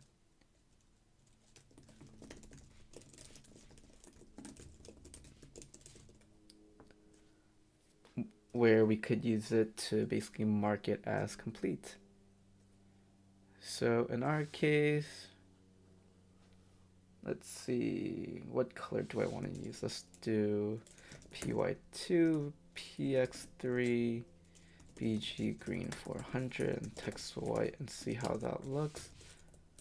And value, we're going to call it, let's say done. All right, we have that. I'm going to add in some rounded edges as well, so that looks a bit cleaner. All right, this is fine. Let's actually center it. Items, center. All right, cool. Now to do a center with the done button, and we're going to add a cursor pointer as well, so that it indicates that it is a clickable button. All right, so what should basically happen when a button is clicked? Basically, when a button is clicked, we should be marking it as complete. All right, now that we have our to-do list rendered as on the screen, as we can see, to-do 1, 2, 4, let's actually work on our to-do input button and our input field, so that we're able to input a text and click on a button so that it is able to be appended onto our to-do list. So let's actually go ahead and work on that. For now, I'm actually going to add in more margin bottom to our title, so that we have a bit more spacing. And I'm going to add in a div, and within this div, I'm going to have a button and a input and a text input. This div is going to have a class of flex and a justify between as well. Oops. All right. And input type is with full. Let's do px2. Let's do px3, py2. Border green 400, and rounded MD. And we're going to say type is equal to text. Let's see how this looks. Oops. Oh, I called it type instead of class name.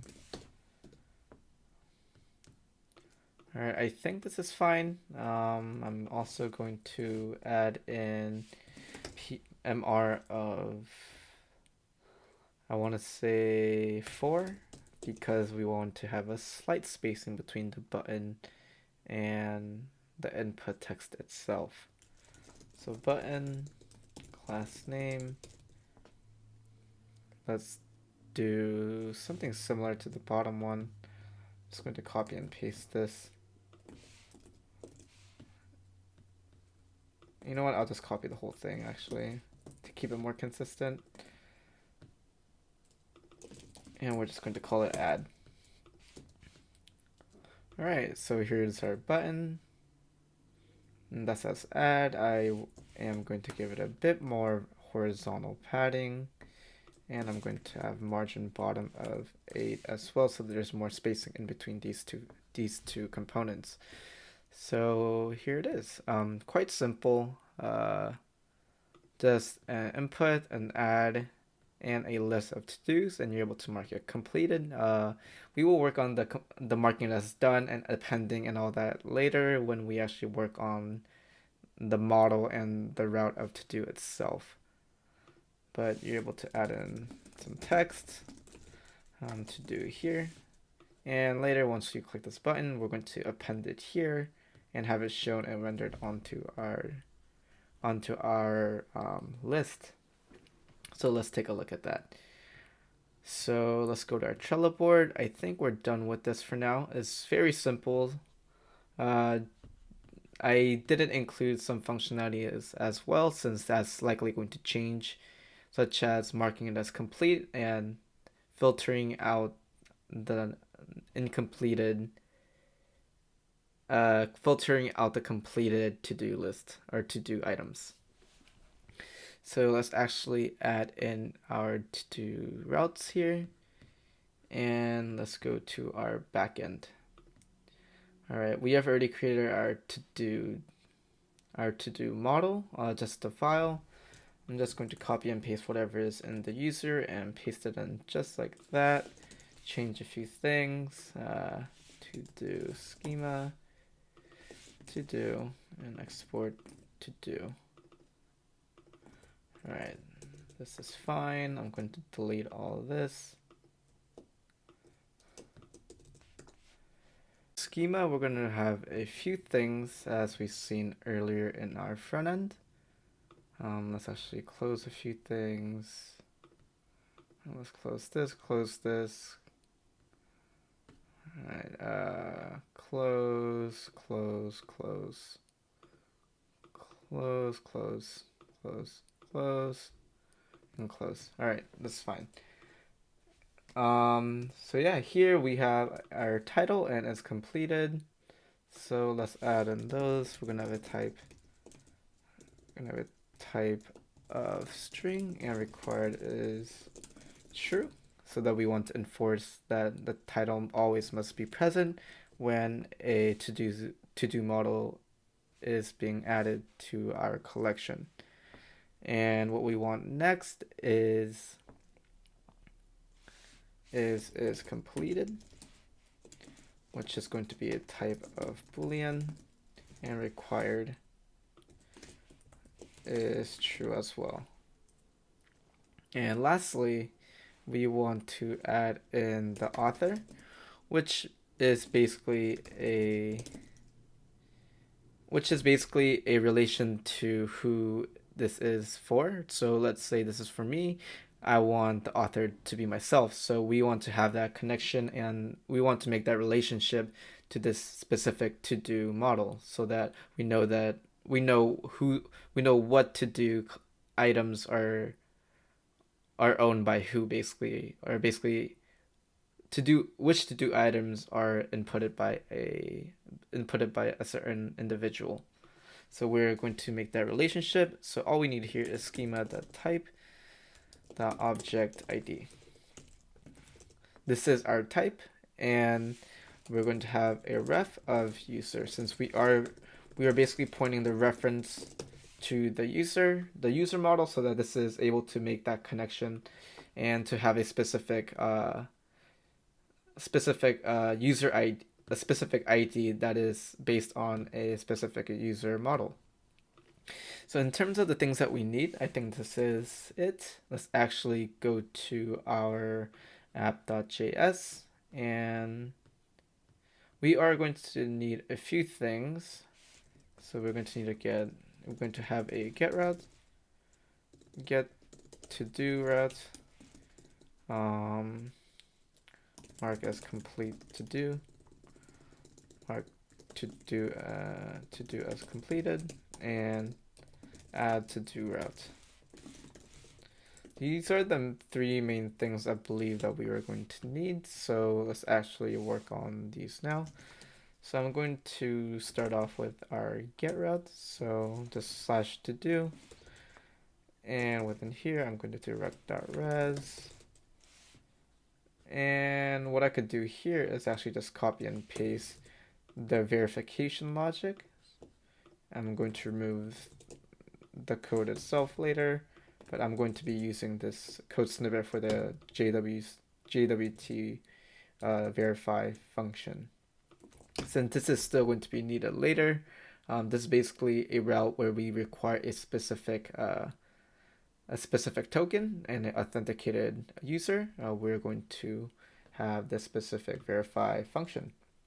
And within here, we are still going to have this, we're actually going to have something different, not user.find1, but something like user.findAll, but it will be to do, and we're going to update our what we're looking for inside. So we are targeting for an author.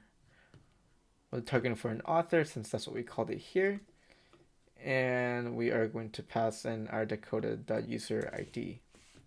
And here we're going to get a list of to-dos. If an error is raised, we're going to just console log the error. Otherwise, we're going to pass our to-dos. Just like that.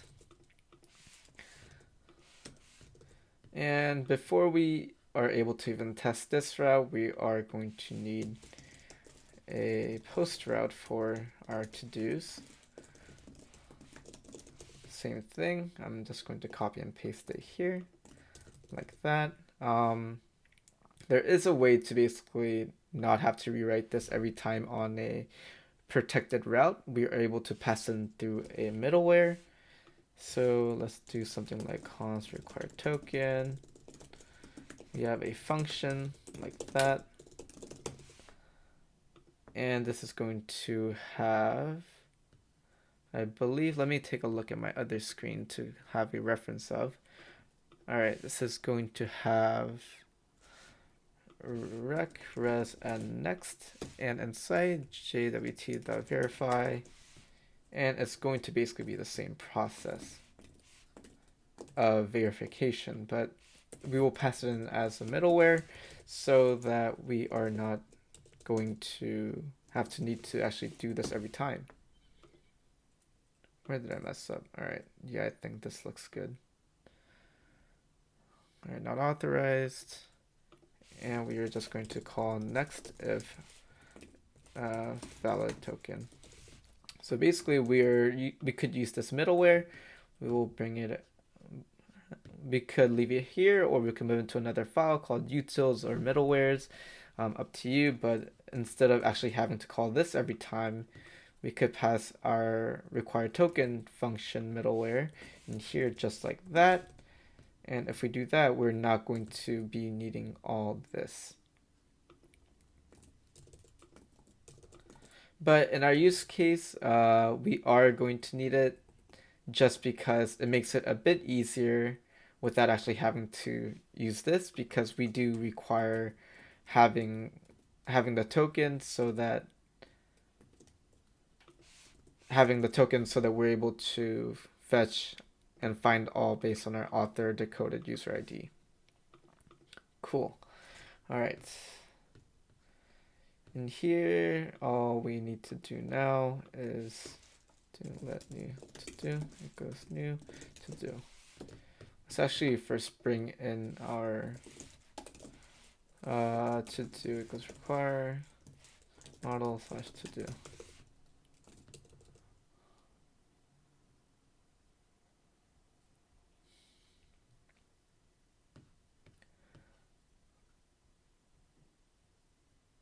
All right, and here, what we're going to do is set our properties title, which should be being passed from rec.body.title. Wrong file. And is completed, which we're going to default to false. Since when a task is created, it defaults to being not completed, because that's why a to-do task is created in the first place. And we're going to have author.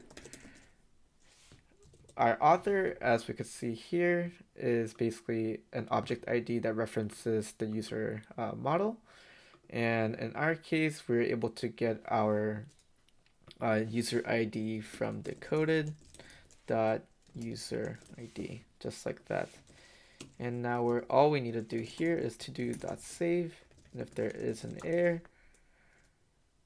we are going to console.log return console.log error.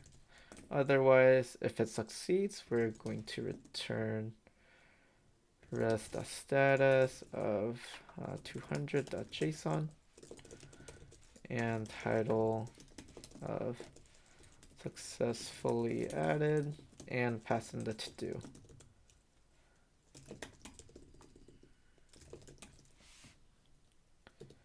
All right, this is all we're going to need to do. Since we already used the ERR variable, let's just actually call it the whole name. We don't want to get it confused. All right, I think this looks good. Let me take a look at my other routes so that everything seems good. This is something that you guys can use and will probably use and will come handy later down the line when you guys do end up adding and extending more protected routes. This is going to be very helpful and will help you write a bit less code because you won't need all this basically. All right, now that we're done with our backend routes, let's actually go to our front end and try to actually get this working and wired up. We will first go to our dashboard and cut all the things that were in here. That was for our to-do input and button. And we'll go to the to-do form. We're going to do something. We're going to just create a functional class and just copy and paste that right there.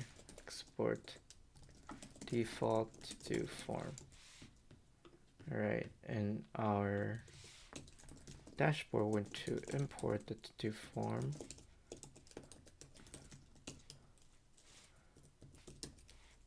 Like so. And let's actually just use it like that. And if we refresh, oop, something went wrong. To-do form cannot be compiled under. Oh, let's save it and see if that's any better. Oh, there we go. It works. All right. And we don't really need the dummy data anymore since we're going to actually pull from our database, or from our database in our backend. Let's actually add in an S since we're grabbing all to-dos. And we're just adding a to-do, so a singular is fine. So let's import Axios so that we can make our HTTP calls.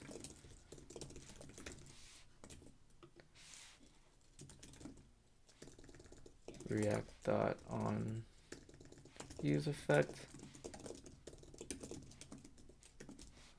So basically, if nothing is in the parameter, it basically works as an on mount. So axios.get a URL /todos. I'm going to pass in headers and token local storage .get item of token, and we're going to just console log the response.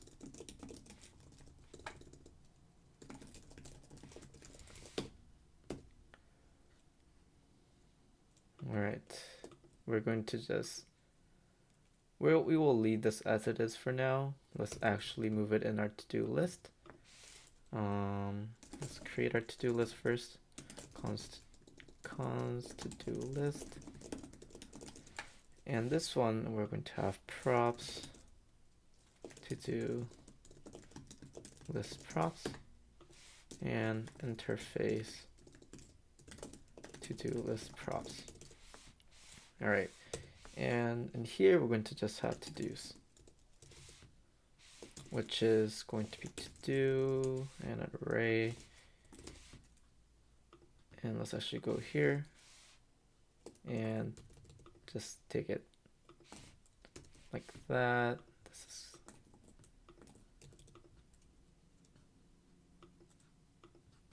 and let's bring in our to-dos, to-do list rendering, and paste it and wrap it around with as parent tags. And here we could just destructure it, bring in just the to-dos, and do something like that. And because it's complaining about keys, we'll pass in the key as well. We probably won't need to use IDX since it will now come with an ID. I don't know if it will come with an ID like this or an ID like this, but I believe it will be this. So yeah, this is fine. And we're going to pass in the key as to-do._ID, like so. And once we save all our files, let's see, /todos 500 internal server error. Token is not defined. Headers token get.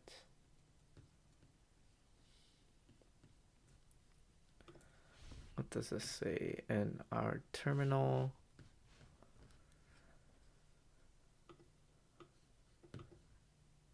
Yeah, token is not defined. All right, that is a variable name error. So what is token? Let's see. Oh, we have a lot of tokens. I believe is this token. That is placed right here. Instead of token, we will probably have something like rec.headers.token like that instead. But we are not going to need this right now. Oops, I must have messed up something.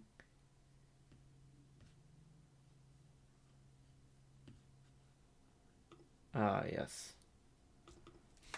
rec.headers.token. We actually don't have a token variable name here for these two routes. For this one we did because we initialized a token variable like so. Now this should work as expected. Let's refresh. Oop, another error. To do find all is not a function. Alright, find all is not a function, huh? Mongoose, find all. I swear I thought it was find all, but I guess it's not. Oh, it's just find. Wow. Okay, that's my bad. I'm sorry, guys. It's not find all, it's just find. And let's just refresh our page once more. Third time's the charm, and there we go. It works. As we can see, to-dos are passed. To-do is passed as an array, but of course we have nothing in the array because nothing has been added yet. So let's go to our to-do form and add in the functionality here. First, we're going to need Axios from Axios. Okay. And on the on click, we're going to have a on submit and const on submit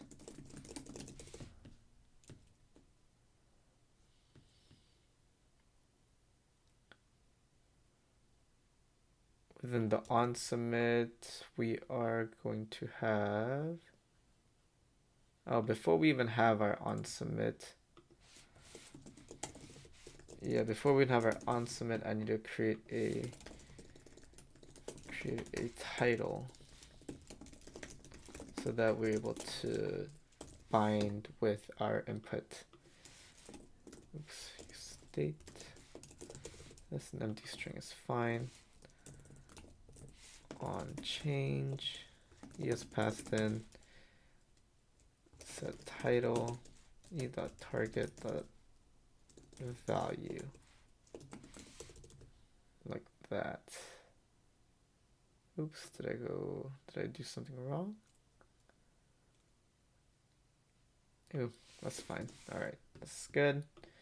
And within here, all we're going to do is axios.post/to-do headers. Ooh, we got, instead of pass, because it's a post, we have to pass in the data first. So let's do here title, pass in title. What else do we have? Is completed is automatically set, and author is automatically set from the backend. So this is all we need, just the title itself. And headers, pass in the token, local storage, .get item, token.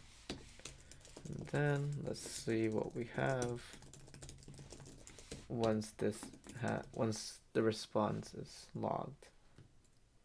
React that you state. Oh, I didn't import React. Import React from React. All right, let's see.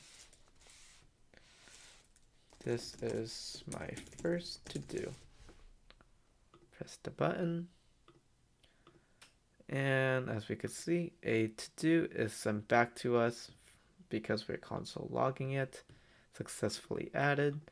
Author is attached with a specific object ID. Is completed as false as default, and in the title it says this is my first to do.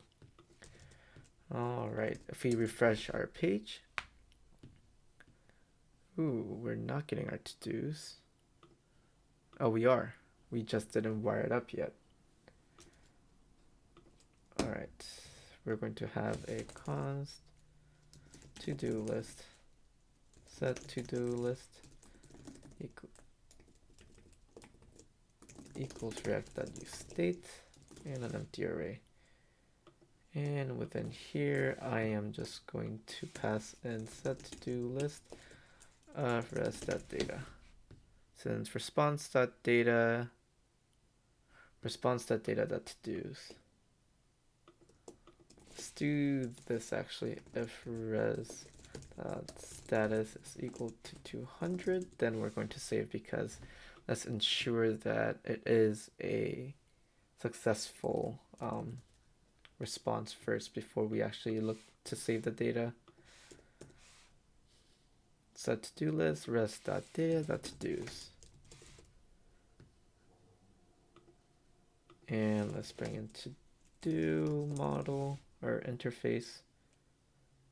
What the? Where is our to-do?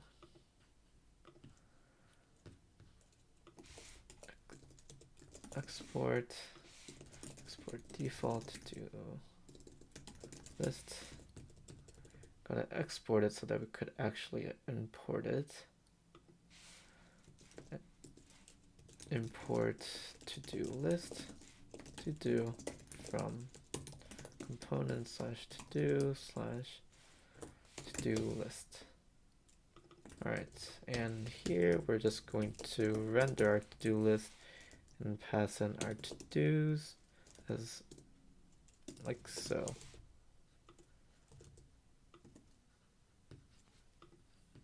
So as we could see, after moving the code within its own component, it looks much cleaner, and I think it just looks nicer. All right, let's see if this works. And as we can see, it does work. Because we added in a single to-do, there is one to-do in our to-do list. If we were to add in another to-do, another to-do, We add, we refresh. As we can see, another to do is added below. Let's, instead of just logging here within to do form after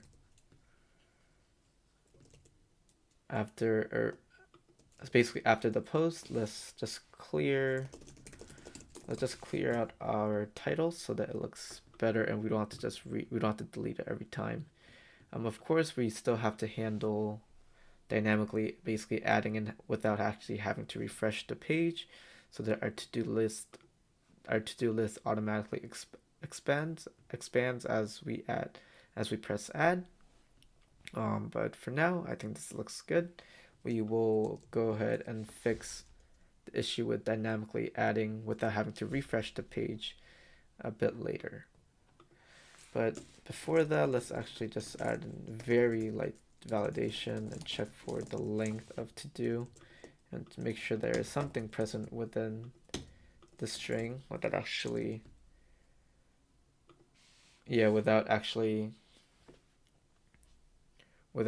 just sending it without checking.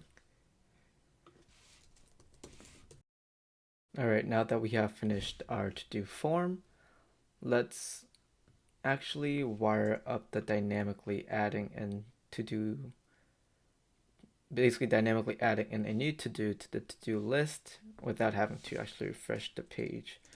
So I'm just going to actually pass the to-do list as props along with set to-dos for set to-do list function as well. All right, and let's go to the to-do form and create a interface to-do form props. And in there, we're going to have to-dos, which is a list of to-dos. Let's import that. And a function.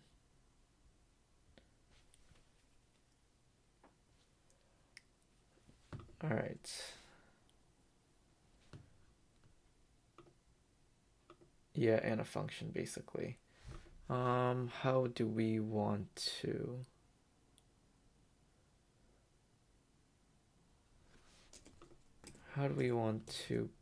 actually attach the set to dos?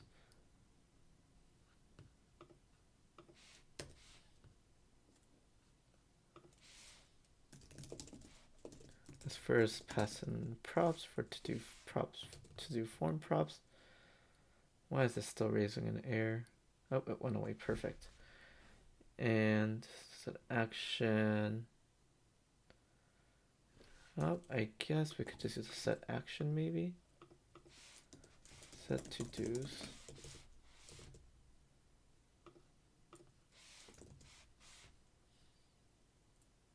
Maybe this isn't a thing. All right. I think we could just use something like this for now. And we're going to pass in a list here. To-dos. To do like this. Yeah, I believe this is how it should be shaped. And within the res, let's check that it first is status of 200 so that it is successful. And let's grab the to-do, which is from res.data to-do. Let's actually just add another one to test and see. Another. I deleted it so we can't even see it. All right, whatever. I'm pretty sure it's res.data to do. Let's just pass that into our set to dos function and pass in our current to dos that was passed.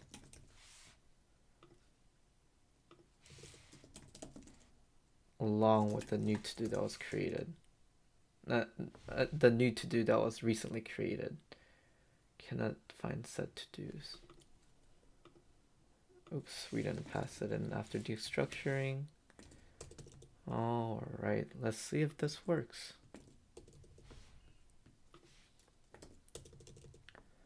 Let's refresh once more. Lower this a little bit. Another to do. Add. It has been added. Now, since we just deleted our set, I believe that we deleted our set titles. We need to just reset that. But as we could see, without actually having to refresh the page, another to-do was added to the page. All right, so 1, 2, 3. And it shows 1, 2, 3. Why is our title not clearing itself though? That's a bit annoying. Set title, response. This should work. Title. Huh, this does not work. Let's take a look. Set title, we're calling set title.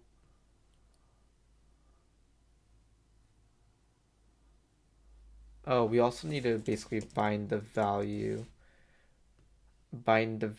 of our title so that what is displayed and what is binded to the variables are actually the same. Let's see if that is the issue. And that seems to be it. Perfect. So once passing in value into the title, passing in title, which is a React state, into the value, we were able to basically bind it both ways. So now this clears, this will clear. And as we can see, it does clear, and it just automatically adds to the bottom of the list. So now that we're done with dynamically adding in to-dos once they have been added, let's actually work on our mark as completed route. So I'm just going to use a put route since that makes the most sense in this case. And I'm just going to use /todo since what we're going to be updating is singular since we're going to be clicking one by one. So if one is clicked, this is correspond to a specific object ID. So we're going to be clearing that out instead of passing like an array. So a singular to-do makes the most sense in this case. And we're going to have request and response. Let's just copy and paste this once more. It's just pretty simple. Okay, we're not having a new to-do, but we're finding a to-do. So all this is fine. We're going to go up a bit, grab this, copy it, and make a few changes. Only change we really need is find one, and let's make the semantic naming a bit better. I mean, a bit more accurate, like that. All right. What this would do is we're grabbing a specific to-do, and once grabbed, we should be able to do to-do that is completed equal to true, and do to-do.save, and if error, we're going to return console.log error, and otherwise it's basically saved and updated now with a is completed of true. And we want to bring this into here. Yep, like so. All right, error. We'll call it error. Give it its full name so that we don't have multiple same names. So that's just not confusing for our own. And I believe this is all we're going to need, and rest of the work will be required in the front end itself. All right. Let's just refresh and go to the to-do list. And within the to-do list component, we are going to import Axios from Axios. And we're going to have a onClick function, onClick property on our done button. And we're going to just call mark as complete. Mark completed. Mark completed. Yeah, that's fine. I'm sure you guys can think of much better naming. I can't seem to really think of good names right now, but that is fine. Axios.put / to do, since it's a singular, and we're just going to pass in a specific to do. All right. So, and we're going to do something like this so that we know what shape of to do is being passed. And we're just going to, we could do it a few different ways. If you want to do it like this and pass in to do ID here, to do.id, and pass the ID through the data payload, you could do it this way as well. Or another way you could do it is passing it through the URL, like to do ._ID. If you go to express URL parameters, we should be able to see parameters, and we could do something because, as we could see, app.get users / user ID. And if we go to our backend and update our backend to do something like to do ID, we should be able to get our URL parameters from rec.params. So let's actually move forward with this method since I think it is cleaner. So let's see. Let's finish up our front end first. We don't really need any data to be passed in that case, since all we really need from the to-do object itself is the ID, so that we could go to the backend and target the ID like this. rec.params.todoID, I believe so would be the right format based on our to-do ID URL parameter, so that we're using both the decoded user ID along with rec.params.todoID to find a specific to-do that is based on this user, and that is the associated to-do ID. All right. And lastly, we are going to pass in headers into the options and token inside item token. And let's see our response, console.log response. All right.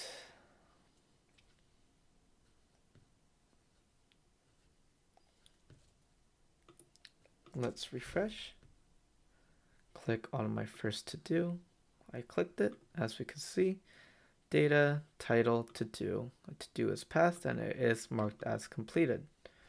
And if we refresh, it is still present because in our to-do list, we are not currently filtering out anything. So if we were to basically .filter to do that are already completed, we could do something like this. If to do filter to do's that are completed. Oh, other way around, like this. Since this basically means to filter to do's that are not completed. So this is what we want to show. And as we could see, if we were to do this, that shows only the to-dos that are completed. We have one to-do that is completed. All right, in order to actually dynamically remove the completed items from our to-do list, we need to do something. We need to basically add in a few more things. As like before, I'm going to check if res.status is 200. And we could grab the to-do first, res.data, that to-do. I believe it's just called to do that is passed. Yep, just to do. So this would be the to do object that is passed. And we are also going to have to pass in our set to dos into our to do list properties as well. Just going to copy it and paste it from here like that. And as we can see here, if the rest of the status is 200, we're basically appending the to do. But in our case, we have a specific to do, and we just need to take that out from our list of to dos. So let's go ahead and do that and reset our list of to dos with the updated list. All right, so first I'm going to create a temp to dos, which is just to dos. Bring in to do set to dos as well, like so. And in here, I'm just going to create a modify to dos.